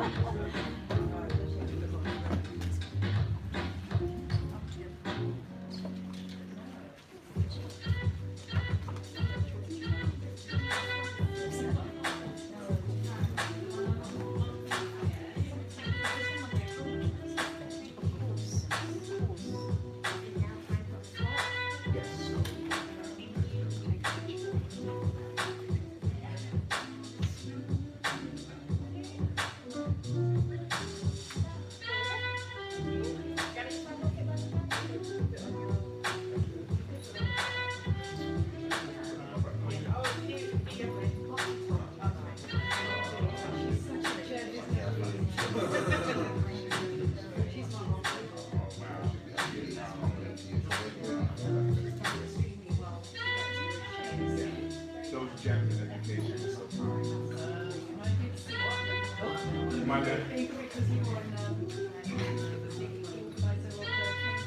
Yes, Renee. Yeah, Renee, yeah. I would say last year, I think this time. Okay.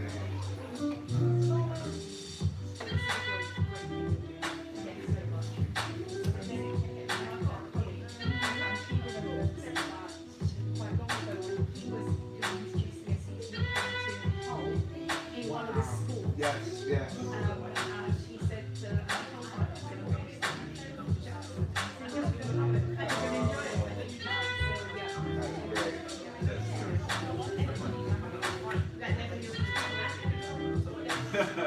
And he said, Connection.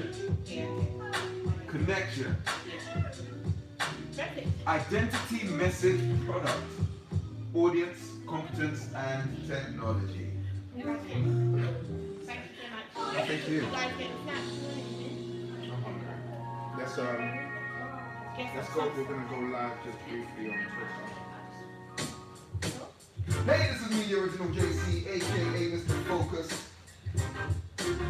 Let's just quickly go live on Instagram. We'll take them through the impact, actually the belief model. Let's go back to that.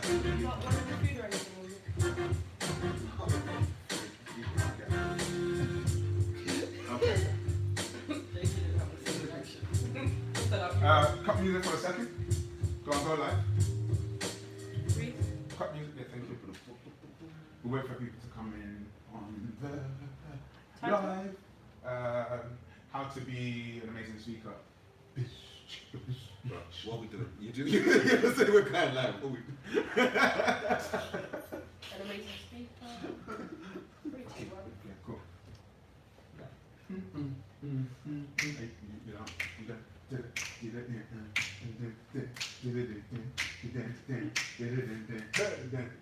Hey, what's going on, people? How you doing? You're live here at the How to Be an Amazing Speaker for Teachers. Right now, right here, it's happening. Why are you not here?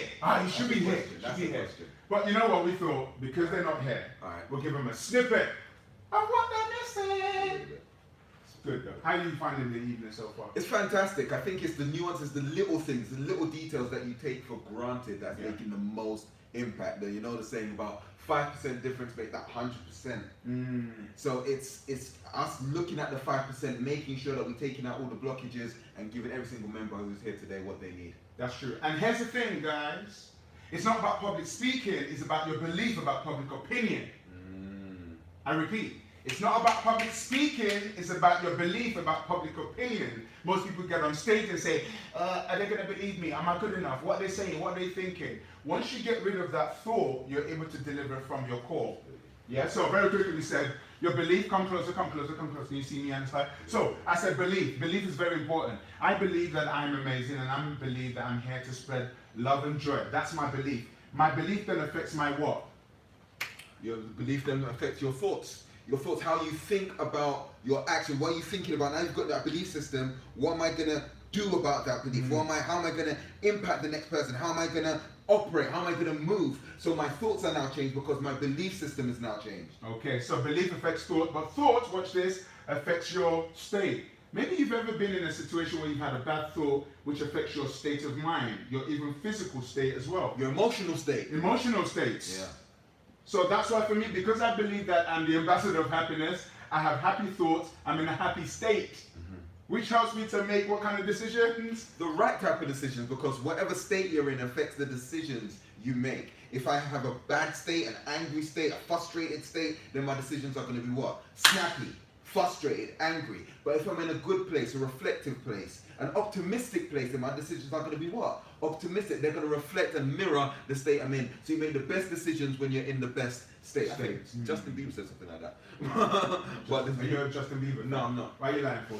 I am kind of, just a little bit. He's a Justin Bieber fan. And watch this, and decisions are everything.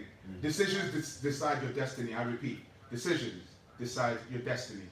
If you make the right decision, it will decide your destiny. So watch this. Decisions then affect your boom. See that? Actions. The actions you take. You take good actions because you've made good decisions. And guess what? Your actions affect your what? Jeez. Your actions now affect your results.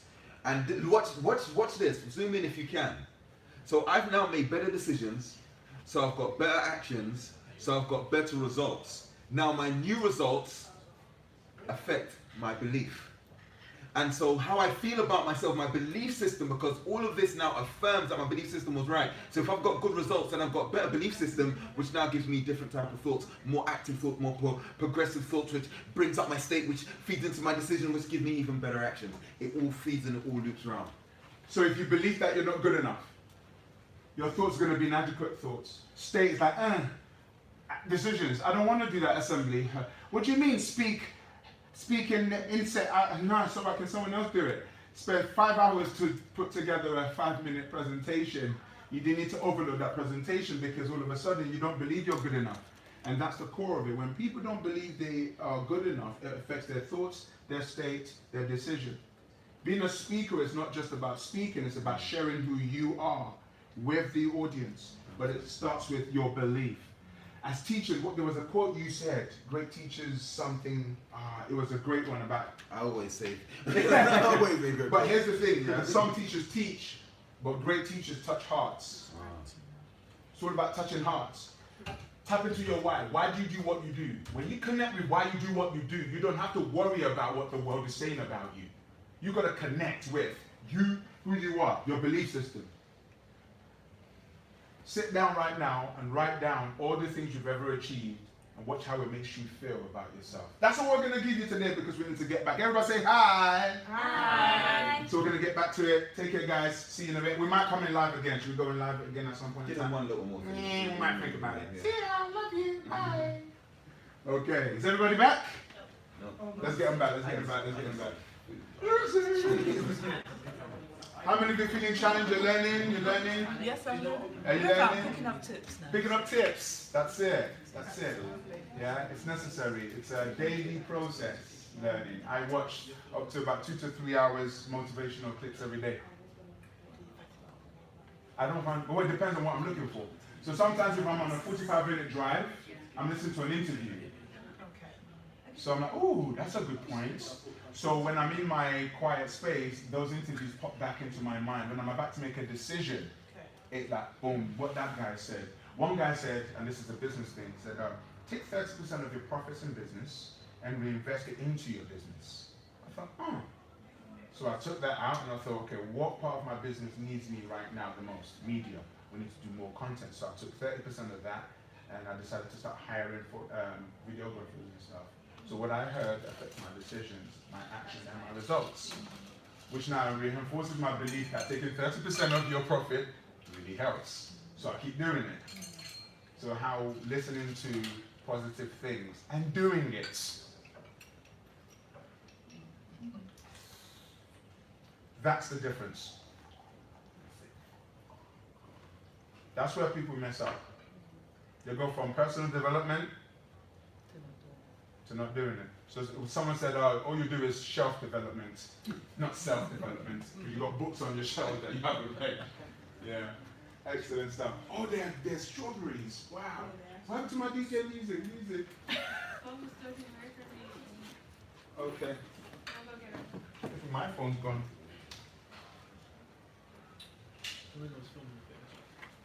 Okay.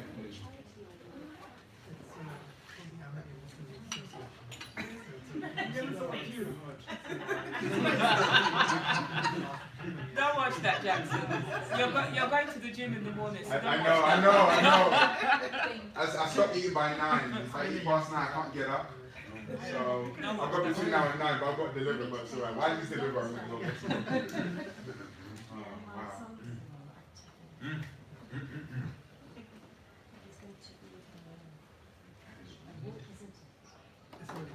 Just on the last weekend. Oh, for the grown-ups. Oh, that might be the later one, yes. That might be the later one. Okay. So we're almost done. But what we want to do is, let's just get some feedback. What are you getting? What are you getting from the? And later on, we've got Emma. Ever say hi, Emma? Hi, Emma. Emma's got some cookies in her mouth. Why are you not eating cookies without even offering me? No, man, it's not fair. She'll be filming later on. We'll be lovely to get your feedback as to what you're learning and how it's building you and all sorts. But for now, share. What are some of the stuff you're getting out of today? Is something clicking for you? Is something moving for you? Anyone? Yes, share. Roxanne, you've been quite quiet for quite a bit. I think that even when I'm in my work, a lot of the time I'll speak to the students and realise that I'm actually talking to myself. And so a lot of this is to do with stuff limiting beliefs, really. And it's the idea that even though we do all of these great things and our students think we do all these great things, we don't think the things we do are great. Maybe because we're used to doing them. So it's kind of reminding yourself that you are awesome and the things that you're doing are awesome and they are impactful. Because, I mean, how many students have you worked with in your career? How many people remember something that you've done or said? So many. You know, that's awesome. So it's kind of just reminding yourself of that greatness that you have. I think we should do the same with colleagues as well. So if you know a colleague is doing well or needs support, then we need to encourage the colleague as well and support them. And I think not be judgmental and just be good leaders and kind of make sure that they're improving and you're improving as well at the same time. Very important. And it's when you recognize someone doing something great. It's like I did something for my wife and she's like, oh, thank you so much for that. And I felt really good. And the brain goes, ooh, that feeling feels good. What did you do to get that feeling? Well, I did this, she said that. Okay, cool, keep doing this so she keep saying that so I can keep getting this feeling. And it's just amazing. And she's like, oh, you don't buy me no gifts. No, I hate shopping. But you know what? Your love language is gifts. I'll buy you gifts. So the other day I went and bought a purse from some shop. I put it in a proper box and the box matched the bag and the bag. And I just put it on the table. And so when she woke up in the morning and she was getting ready, she saw it. She's like, oh my God, I love you. Like, yeah. But the beautiful thing about that was the fact that her response helped me. So that appreciation, whatever you appreciate, appreciates. Whatever you don't appreciate, depreciates. So you have to be very careful. Are you appreciating yourself? Exactly, and that's the issue. Okay, so very quickly, there is something called the Focus Speakers Framework. And this is the core. Because of time, we can't go deep into the whole core. But because what I don't want to do today is to overload you, because we've got 20 years worth of knowledge. And if we give you all 20 years worth of knowledge, you're just going to go away with a headache. It's better to drip feed. I was just saying just earlier on during a break, I listen to personal development stuff every single day. And I unpack it throughout the whole month and act on it. So the Focus Speakers Framework is what you need to really concentrate on in order to be an effective speaker. So JC is going to touch on the framework. And I'm going to come and tell you guys about some exciting stuff we're going to be doing over summer. How many of you are going away over summer? You're going away. How many of you are around? Yeah, good. Because we've got some lovely news for you guys once JC's done. Ladies and gentlemen, from the corner of the room, wearing a lovely hat, Please put your hands together. Weighing in at 165 pounds. He hails from Jamaica. He calls him name. J. Crawford, aka Mr. Focus.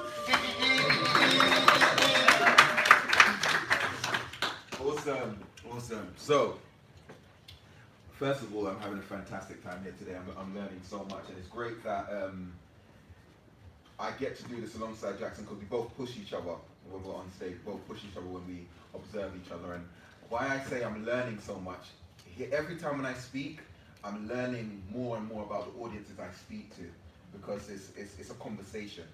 Someone said they don't feel comfortable speaking for an hour or so, but I guarantee when you're speaking to someone you love, you speak for hours plus. So the number one thing, if you learn nothing else today, learn to fall in love with your audience. Because if you don't love them, then they can feel it. There's something about love. You can't fake it. It's a fruit that you can't emulate it. You can try, but there's something about its savor that someone knows when you're not genuine. Think about your favorite teacher, if you will. Think about when you were young.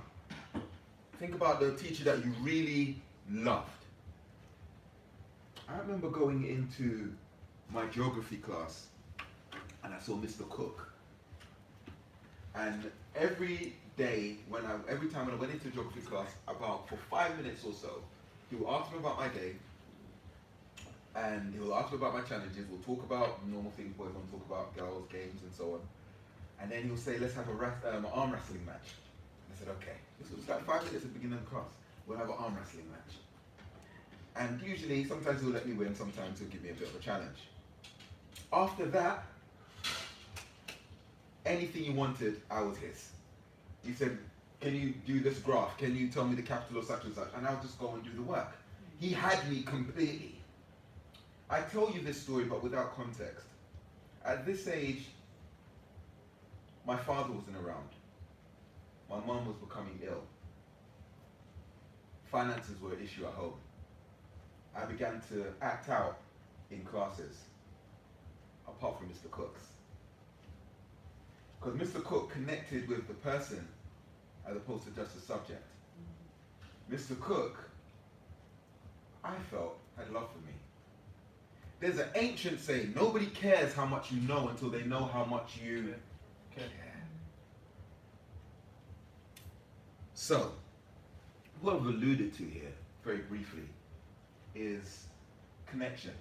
And connection is part of 3 important elements of what I want to share with you now. So the first one is connection, the other one is context, and the third is content. Each one of these is fundamental, essential in every single public speech. You need to have connection with your audience. It's imperative you put that into context and you have content, whatever your subject is or the thing that you need to share. I'm not going to stay too long on this, but I want for you to have a look at this. If you have connection and context, but no content, your audience are uninformed. They enjoy it, they're like, yay! Celebrate, but they'll leave not knowing anything. You might have some teachers who can put it into context, have great content, but they don't connect with the students. They're disengaged. I remember going to a school in Swindon about 2 years ago. Wonderful school. They said that they're having problems in their maths department. I said, okay, we'll come down. I used to struggle with maths, but I tried to dodge it. I wanted to do PE, drama, or something else, but it got me in university. I had to do IT and QM, quantitative methods, and it got me. So then I began to enjoy maths, and I realized it's because I just didn't enjoy or resonate with my maths teacher when I was in school. This is something important for you to hear me on.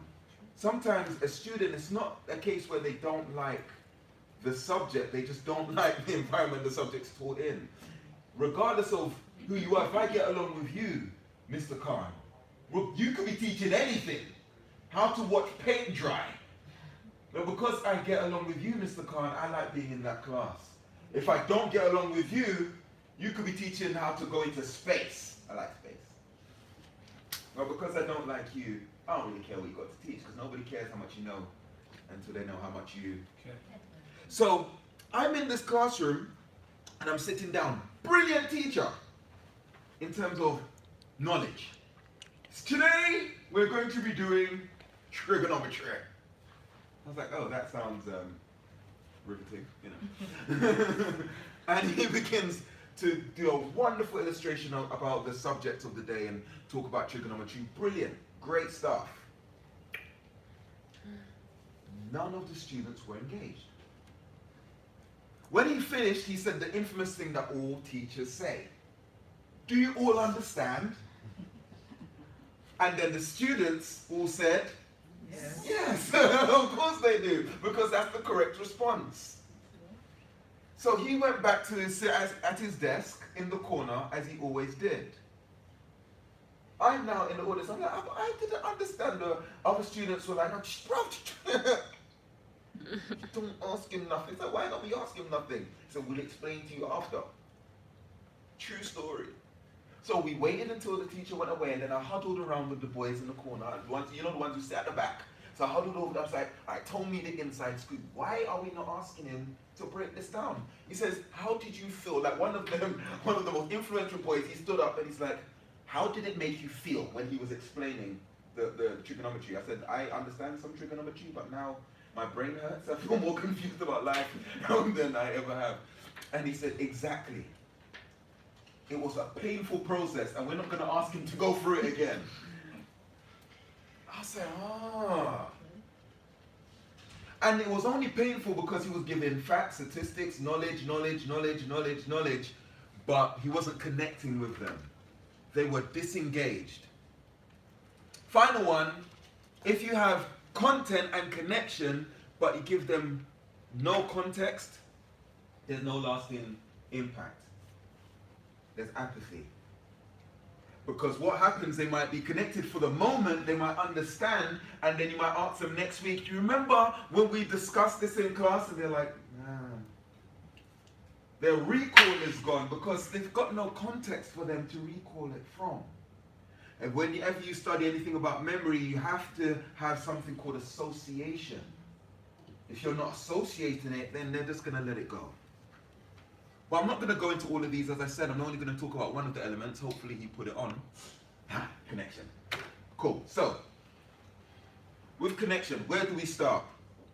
We start with self, as we've been doing all day today. We start with self. I call this the first C, which is centered. We have to be centered, and we start with self. So what you're going to do, real quickly, you're going to write down something I call my greenhouse. Okay? My greenhouse. So in my greenhouse, imagine in your mind, I want for you to imagine a greenhouse, okay? And you're a flower, okay? You're a flower in that greenhouse. Whatever flower that is, you're a flower in that greenhouse. Now, as you know, flowers need photosynthesis and all these other things, but flowers need particular conditions in order to grow and to flourish, don't they? Mm-hmm. So do we. And this is going back into shifting our state and making us the best versions of ourselves. So what has to be the conditions of your greenhouse? What do you need in your life, in your surroundings, in order for you to feel like your best self?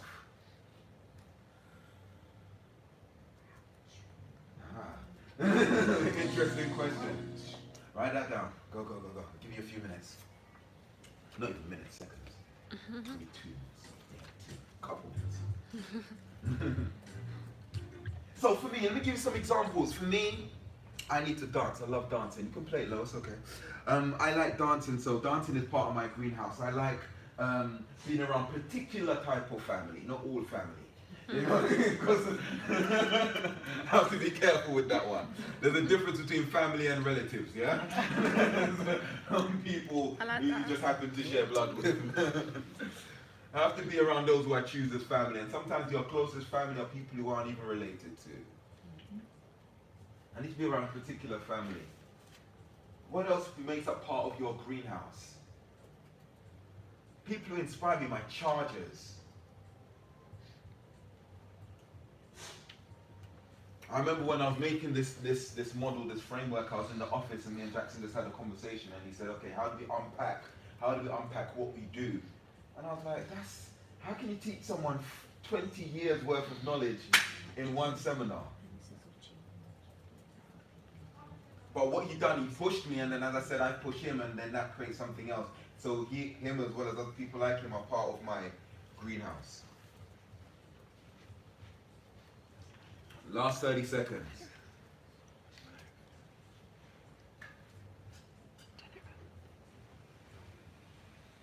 Write down as many things as you can. Is this what you're talking when you have to do a public speech or just in general? This is before you even get on stage, so I'm gonna connect. So my greenhouse is this. I have these elements around me, and when I stand on stage, I'm comfortable in who I am because of these things. But you won't necessarily have those things around you. You won't, but they're part of my life, and I make sure that they stay regularly in my life. Because when I feel low about myself, when I feel low about I'm not centered, it's usually because some of the elements that make me flourish is not there. So I'm wondering if someone, for example, someone said, I can't remember if it was you or someone else said, what if they don't believe me? So this is an element of my greenhouse that might be missing. Why would they not believe you? Does something that I have, is it important for them? So if I've got someone who's a teacher, who I have read through my speeches before I even go into a school, that affirms me that what I have is what they need in this season. And because that's part of my surrounding, I now know that that's tested before I even stand on stage. Because that's part of my makeup of who I am. So it starts with you before it even starts with them. You check yourself before you go and deliver to anyone else. Does that make some sense? Yeah? Because most of what we're saying in terms of glossophobia or fear, we have to really be careful with how we define things. So if I said I've got a fear of heights, I think they call it vertigo, but it's not really vertigo, but if I've got a fear of heights, and it's not really a fear of being high up, most of the time it's a fear of falling. If I say I'm afraid of spiders, it's not necessarily a spider, you're afraid of being bitten. So when you say I've got glossophobia, I'm afraid of public speaking, it's not really a fear of public speaking, it's a fear of public perception.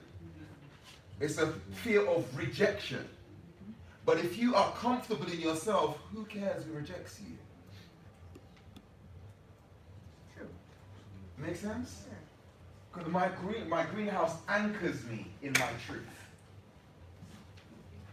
But it was a good question, thank you. So once you've got your greenhouse written down, you now know that you're centered. And if you're centered in your truth, then you're able to deliver with maximum effect and impact.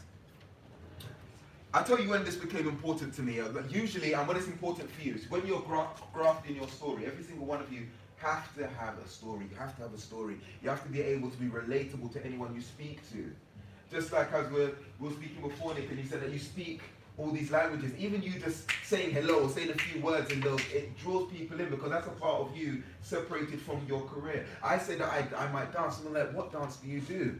And then you can show them, you can demonstrate, like on stage, the amount of times that students have asked me to body pop or do something, and I've done 2 seconds of it, and I've had them for the rest of the hour. And they're like, oh, how did you get their attention? It's because I was a person. And then another teacher will say, oh, I dance, and the students say, we never knew. How can you not know? I've known you for years. I said, because you don't share self, because you're not comfortable sharing self. Because we feel that we have to be this person when we are a teacher. But be comfortable in your truth. My background might not be like your background, but I'm comfortable in my truth. Now, I'm going to a school that's far up north, and I was the only person of color in the school, I think, for the day that I saw. I was trying to, I have this game, I always try to find someone else. You know, so I was the only person of color. I think it was like grammar school. Everybody spoke, you know, Grammarly.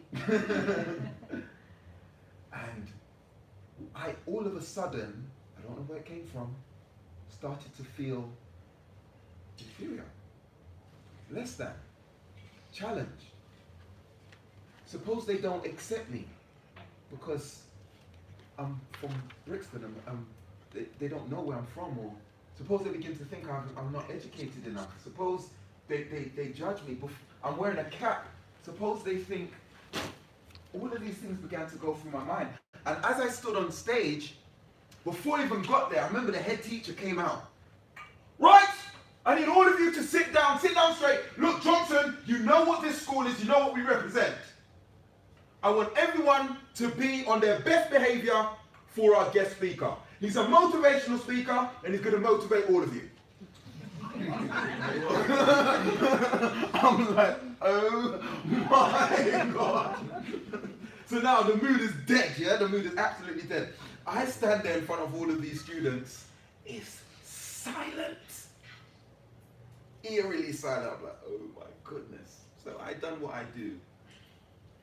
And I kept on saying to myself, Jay, you can do this. Jay, you're a speaker. Jay, do you remember that time? Jay, do you remember this? And I went back to my greenhouse. I went back to my comfort zone. Because that's something I have in here. There was 2 teachers at the back. They sat down, they didn't laugh at my jokes, nothing. They just looked at me for the whole presentation. I was like, that's it. I felt public speaking's done for now. I'm never gonna, my career's over. At the end, the students came down. Some of them were, so by that time I had them. They were shouting, they were screaming, they were crying. And then these 2 teachers came down to the front. One male, one female. Actually, yeah. They both came down to the front. They shook my hand. The male, I remember, he said, that's the best speech I've ever heard in my life. I was like, yeah, well, you could have given me some more support, innit? You could have let me know. And he said the reason why we didn't really clap or anything because it's not the culture of the school. So, we were holding it in, but it's not really the culture of the school. They're so stiff in it. I said, don't whisper, we need to change the culture. But some schools just have a particular type of culture. The lady said to me, I was doing everything in my power not to cry. When you start talking about your mom, oh my gosh, I've been there too. It was so engaging. I was like, okay, boom, connection. So, the first one is being centered. The second one is about charisma. Charisma, don't think of it as those people you see as debonair and as out there, suave Casanovas. That's not charisma is. Charisma is having other people mindedness. Being more concerned with bringing people on the journey. Let me do a quick demonstration if I can. I'd like to borrow 3 people. Who's going to be my 3 volunteers? Okay, I've got 1 here. Give me a round of applause real quick. Okay, I need another volunteer. Okay, now I need a lady. Give him a round of applause. One more volunteer. Okay, give him a round of applause. Okay, now, watch this. I'm going to use you first. You are the engine in the train. I'm going to think of an old school, exactly. Oh, she's ready for the job. Think of an old school train. Choo-choo. So you've got all the information, you've got all the content. So take 2 steps forward for me, please. Okay, cool. Now these are you can stand behind, okay, in a line to your carriages. So you're going to stand one behind each other, thank you. So these are carriages, and they're about to go on a journey, okay? So you have all the information, okay? You ready? Okay. Take them, do you know the learning plan, the lesson plan, everything like that? Yeah, you take them down there. You go. That's where the journey is. Yeah, physically go down there. No, you don't go. Yeah, this is public speaking without connection. All the information, the content is over there, but the audience are still here. Because what happens in between every train car, there's what? A link. If you aren't linking to your audience, that's what charisma is. If you aren't coupling with them, so I need my engine back, If you aren't finding a way to hook on somewhere, now, no matter how fast or slow the engine goes, the audience comes with them. So throughout every single section, I love this. Give him a thumbs up. That's the best training I've ever seen. Visuals always work for me. Don't matter how fast the engine is going, don't matter how slow the engine is going, the audience will come with you because you've had points throughout your speech where you're connecting with them. So the content is last, and you make sure that the content is verified through your audience, through your peers, through your research and everything like that. But the 3 C's are going to be: make sure you're centered, make sure you're connecting, you've coupled with your audience, you find connecting points. It could be music. Imagine that, just playing a song that they're familiar with in the assembly before they come in. Do you know how many schools they're like, oh, I love this song? Putting an image, just putting an image of someone they love. Put Kevin Hart up there. They start laughing, they feel connected, they resonate with you.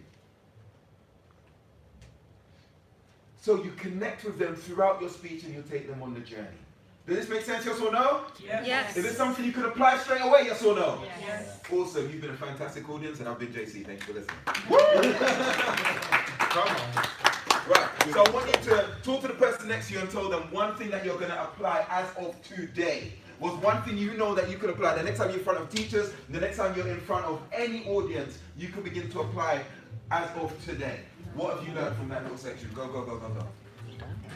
Yeah, I tried to do some earlier when I got here earlier, but didn't get none done. And everyone's been on me to get it because the show's on Saturday, so they want the song so they can start playing around with things. It's annoying. So I asked them. 1-1 level.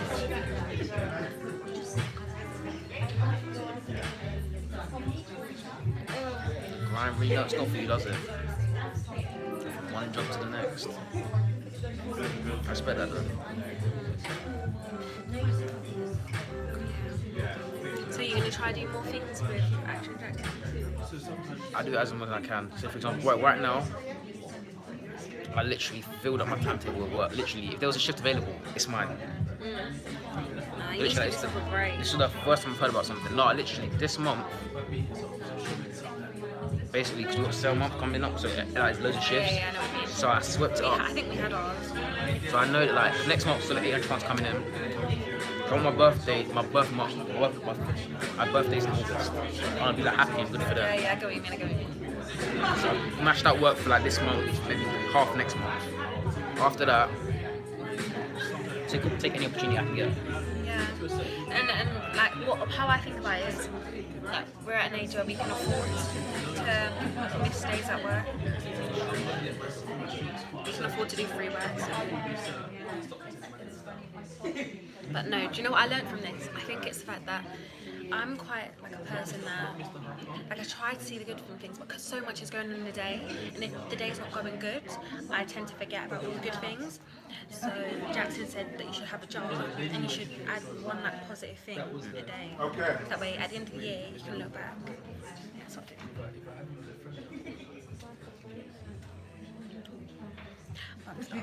think. That would have been nice. We were gonna call for the ones, but then we don't know why it just didn't happen. I mean, you've got the technology, like it's not your phone, but like laptop person. You can bring it with you. It's dying. Should have charged it. I think this week I've had maybe 10 to 15 hours of sleep.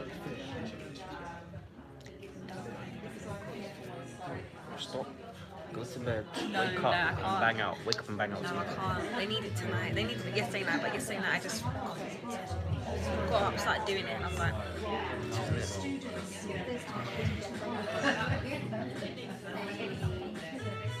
Yeah, I don't sleep regardless. I go to bed.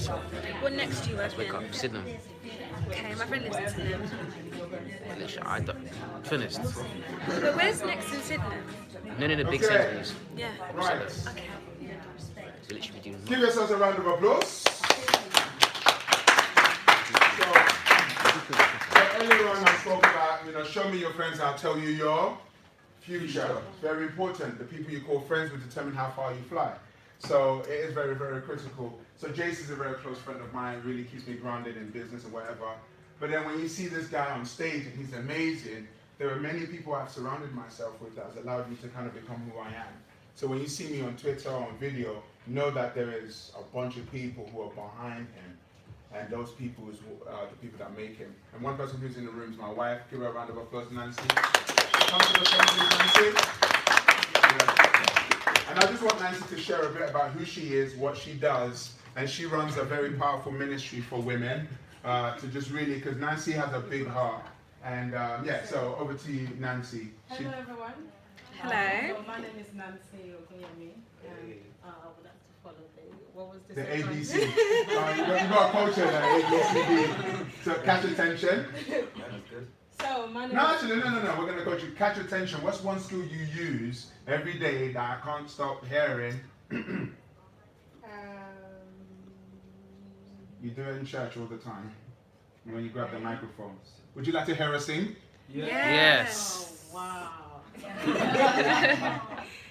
Go grab that. Do you want her to grab your attention? Yes. Yes. What song am I going to sing? I don't know. Don't give up.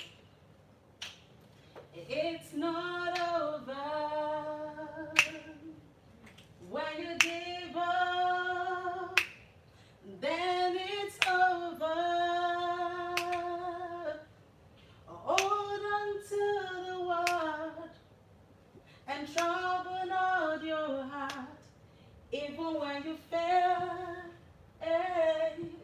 it's not over. Give her a round of applause. Very quickly, if you have a message for all the women in the room, because you're very passionate about women empowerment, what message do you have for women who are out there? If you had like 30 seconds to give them a message. So what I'm just going to encourage you about this evening is just to, kind of love yourself and be confident about yourself, because people can't love you if you don't give that love to yourself first. So you might as well love yourself, because you can't, put the responsibility on me. If you don't love yourself and you can't tell me to love you, it's not just possible. So you might as well love yourself first, and however you want to make yourself to be in life, that's what people are gonna make you to be as well. So give yourself the love that you deserve, and then I'm gonna love you. But if you don't love yourself, you can't put the responsibility on me to love you. So love yourself and have confidence in yourself, and just stare at yourself in the mirror every single day and just, tell yourself some beautiful words like, I am amazing, I love myself, I am bold, I am confident, and as you begin to say that to yourself every single day, and that will be your reality. Thank you so much. God bless you. She's going to kill me when I get home. Because public speaking is one area that she's been trying to master. And for me, I don't coach by words, I coach by action. Did she do a good job? Yes. Excellent stuff. So very quickly, I deserve to make a mark, I will make a mark. Say it. I deserve to make a mark, I will make a mark. Again, say it. I deserve to make a mark, I will make a mark. And I hope today that you've been able to make a mark in everything that we've said into your mind, so that when you get out there on stage, you're able to just confidently do what you need to do. I mentioned about summer. We're not going away over summer. I just felt that this summer should just be a summer of just creativity and working on stuff that I've always wanted to work on. So one of the things we have over the summer, we have a summer event. Woo! And we've been wanting to put the summer event on for a long time, because we realized that an evening like this, how many of you find an evening like this very useful? Yeah. Okay. So an evening like this is useful, but what we've done is we've compiled a 3-day workshop. Now a 3-day workshop is great, but we thought, oh, slow down, slow down. We did the 3-day workshop last year and the year before that with a group of people, a small number of people, where we get to drill even deeper. He talks about the greenhouse. How do I actually build my greenhouse to make it what I need? So you go away with toolbox. You can say build a connection, but how do you build connection? She just came here and she sang, and she was able to give that to you quite confidently. We're going to help you to tap into what that means. Okay, so the summer event is Saturday, August the 3rd. Okay, Saturday, August the 3rd. So cancel all your holiday plans to Bali. August 3rd. And let me just kind of break down what I'm so excited about summer events, because we just get to let loose. We're not sort of tied up by other things, but we're able to really connect and do what we need to do and learn. So it's going to be a full day, 8 hours of training. 8 hours of training. I go on a training every single quarter. I have to train myself to stay up there. There's a reason why the airplane stays up in the air. The engine keeps running. 8 hours of training. How to become a consultant in education. You've mastered modern foreign languages. There are NQTs who are coming up who need to hear from you. Imagine if you're able to teach them what you've learned. You're a consultant to them. Number 3, how to do a TED Talk. How many of you love to do a TED Talk? Yeah? You don't want to do a TED Talk? I've done a TED Talk. It was a 9-month process. I'll be able to take you through that process step by step. Don't wait until TED Talk comes to find you before you prepare a TED Talk. It's better to be prepared than to have an opportunity and not be prepared. So my thing is get your TED Talk ready, so when they call, you're ready to jump on that stage. One-to-one coaching where we're able to kind of drill down. It's like, okay, Nick, why are you standing that way? Breathe, relax. Just correction and all that kind of stuff in terms of mentally and physically as well. Live recording of today. Today's being recorded, so you're going to get today. Woo! So once we chop it up and edit it. And how to start your book. How many of you like to write a book? Raise your hand. Yeah? I believe everybody should. Listen, if you've spent a considerable amount of time in any industry, you must write a book. Because someone who's on chapter 1 needs to listen to you. How many chapters in your journey? 12. Chapter 12. Yeah, so very important. And also you get a signed copy of my book. Okay, so something interesting, the 8-day, full day of training, got to be ready. I think we start about 9 o'clock. What time do we finish? 9 till 5. Don't worry, you get to eat along the way. How many of you recognize these two people from Twitter world? These are education consultants in the educational world. I know them personally, they're amazing people. They used to teach, now they're taking their knowledge and sharing it with the world. One-to-one coaching, how to do the TED Talk, that's near my TED Talk stage. How to start your book. I haven't announced this is filming. I just got the contract through to write a book. So my second book by Bloomsbury Education. They do education books. And I got really nervous, I'm not going to lie, because I felt that, do I deserve to actually write a book with real publishers and stuff? So that was quite a scary thing. Next up, a signed copy of my book. This is a book I wrote in 2019, so it needs an update. Okay. So, and also live recording of today. Now, there's a cost to everything. 1 day public speaking. The worth of that is like £500 for that 1 day training. I've been to many training where they've charged us like £1,000 just for 1 day. The value is there because I saw it later on. The value of how to become a consultant. Some of these consultants get paid £3,000 to just show up at a school for maybe a whole day's work because they're authors. Just because you've written a book, you can slap £2,000 on your day rate. It's like, okay, hello. How to do a TED Talk. Normally, if I was to coach someone for a day to take them through, that's how much that's going to be. One-to-one coaching is the same thing. Live recording of today will be on sale, £97 online, but you guys get it for free. So those who didn't come here will get to tap into that. And also my how to start a book consulting as well, and my book for £10. Okay. Estimated value, when I added everything up, 4747. How many of you are ready to pay that? Raise your hand. Monique is like, I'm out of here. So we're going to play a quick game. I'm not going to decide. I kind of decided how much that day is going to cost you, but we're going to play a quick game. Just say no if you don't want to pay the amount that's on the screen. No. No. No. That no was weak. I don't believe you. No. All right? No. I need to, it says a no, that your quiet means that, yeah, I can do this. Okay, I don't mind, let me sign. Let's ask the first question. How many of you feel that that is an important package for a day? How many think that's actually a good package? Yeah, a good package for a day? Yeah? Okay, cool. Yeah. Okay. Let's have to make sure. Yeah. All right. This amount? No. No. No. No. Okay. They're getting quieter and quieter. I like this. Okay, guys, it's not 997. 497. Yes or no? I would love to. Okay, that's not even it. No? I would love to. Okay. All right, I like to play this game. When we were sitting down costing this, I thought about the last course I went on for a day. You know, it was a weekend. I think it was like £2,000 for the weekend. But I never see the cost. I see the return on investment. I see what this is going to do for my career, what confidence is going to give to me. Okay, so guess what? £147. Okay, for the full day. Now, people in business will be like, what's that? That's cheap. But I do things with two minds, my heart and my head. I lead first with my heart, then my head follows. I believe that this, some might say you're cheating yourself. You should really, to be honest with you, if I'm honest with you, this amount, 497 is what people normally charge for. Who would agree? Who's seen courses like that?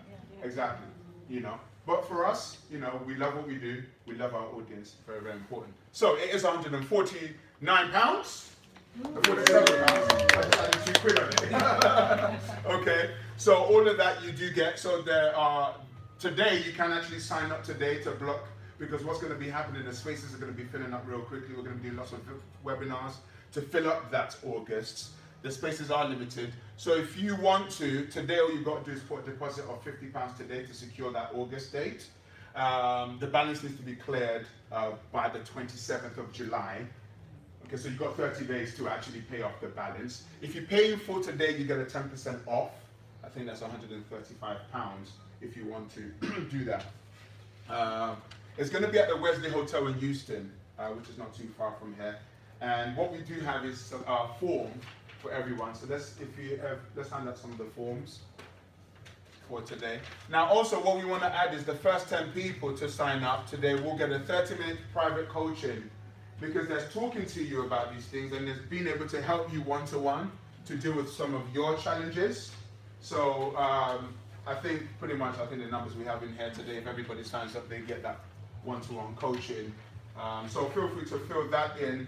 The ladies at the back, they can actually take the deposits from you. Wave, ladies, wave. Yeah. So if you want to secure £135, pay it off. If you want to just secure your spot, as they say, 50 quid is non-refundable deposit. Okay.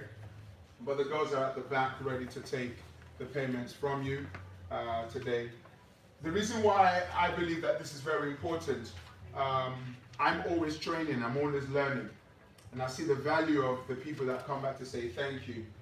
You just said something to me just now about a colleague teacher that you met, that you told you were coming there. What was it? Bucky, she said that you're amazing and you should go. So, yeah. And there was a student that I saw, I think. Yeah, that's right. You was in Hull, so the Key Stage 4 coordinator, he was a student when he saw you in Hull, and he said you'll really enjoy the workshop. Amazing stuff. Yeah. And you see that link? I get that all the time. I want you to get that all the time. You probably get it. How many of you get students who come back to you and say, oh, I remember when you taught me this and taught me that? So that's very important. So thank you so much for everything. Everything does come with a money back guarantee. If after that whole day is like, you know what, it didn't hit the mark for me, I'm not too sure, you get your money back. That's all good. That's the way, so there's no risk in this. You know, can I have my £147 back? Here's £150, 3 quid for your trouble. You know. But my thing is, I don't want anybody to have any excuses not to take themselves to the next level of what you need. You know, I know how much I pay every single year. JC pays every single year. The books we read. I buy books like my wife buys shoes. That's lots of books, you know, because I need to invest in personal development. Okay, so deposit today. Sorry, did I just expose my family like right there? You know, so there's card payments and cash payments if you want to, and if you do sign up today, the books are there. Actually, I'll sign the books for you right there. Come, who's gonna model the books? Let's see the book. Is that how you model the book? That's yay! Give a round of applause. Good. Like Carol Woodard, you know. So yeah, everything for £147. I keep saying £149. If you want to put that next year. But really importantly, everybody say this after me. I deserve to make a mark. I deserve to make a mark. I will make a mark. I will make a mark. High five the person next to you and say, you better make a mark. You better make a mark. One thing, Mr. Ali, as well, real quick. No, at the beginning, I asked some of you what is it that you needed, and we made a copy of it. We are going to be answering those questions in detail as well when we're going to be doing some of our webinars. Yes. So we're going to be open forum, have some of the questions that you said that you find challenging right at the beginning, and answering them over the webinars and podcast discussions. So please do stay tuned for when those are happening also. So full circle, at the beginning you said this is one of the things I want to take away from today. How many of you were fulfilled from what you got from today? Yeah, excellent. I'm glad. Because even if you don't sign up for the summer stuff, at least you got something that's helped you. Whether you train with us or we train with anybody else, please make sure you train. Yeah. Make sure you train no matter what, regardless, please. This is not just about, oh yeah, that's it, I'm done. Constantly training, okay? The videographer would like to grab some testimonies from you, so she might tap on you to say, hey, come give us a testimonial outside. Other than that, thank you so much for being here today. The girls at the back are ready to take payments for those of you who are ready to commit to that next level. We'll have some fun. We're going to have lots of food. I think my wife is going to cook jollof rice that day. She's like, really? I am? Okay. Who's never tasted jollof rice? Who's tasted jollof rice? Okay, good stuff, excellent stuff.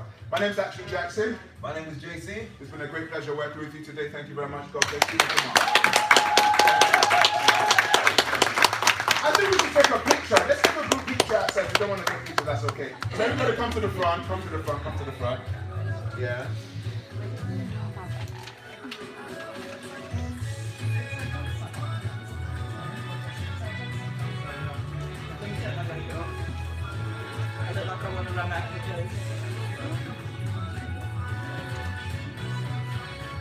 Picture opportunity.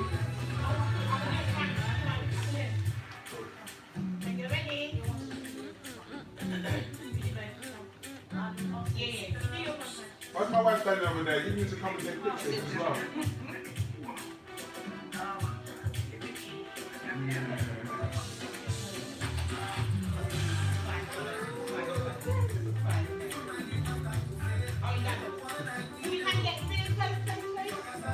Nice and cozy.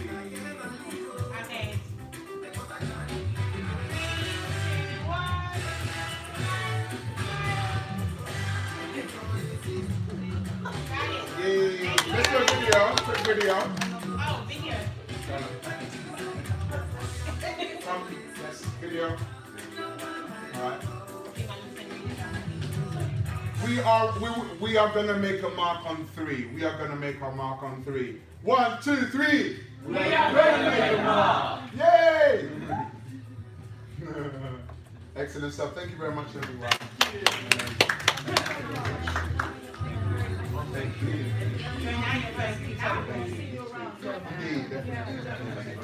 No, you're welcome. Thank you. Hey, look at that, look at that, look at that. No, I'm glad. You got that and just run with it.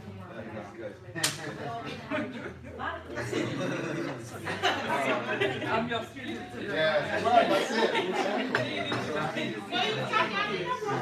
You're welcome. Enjoy it. That's what it's all about. Yeah.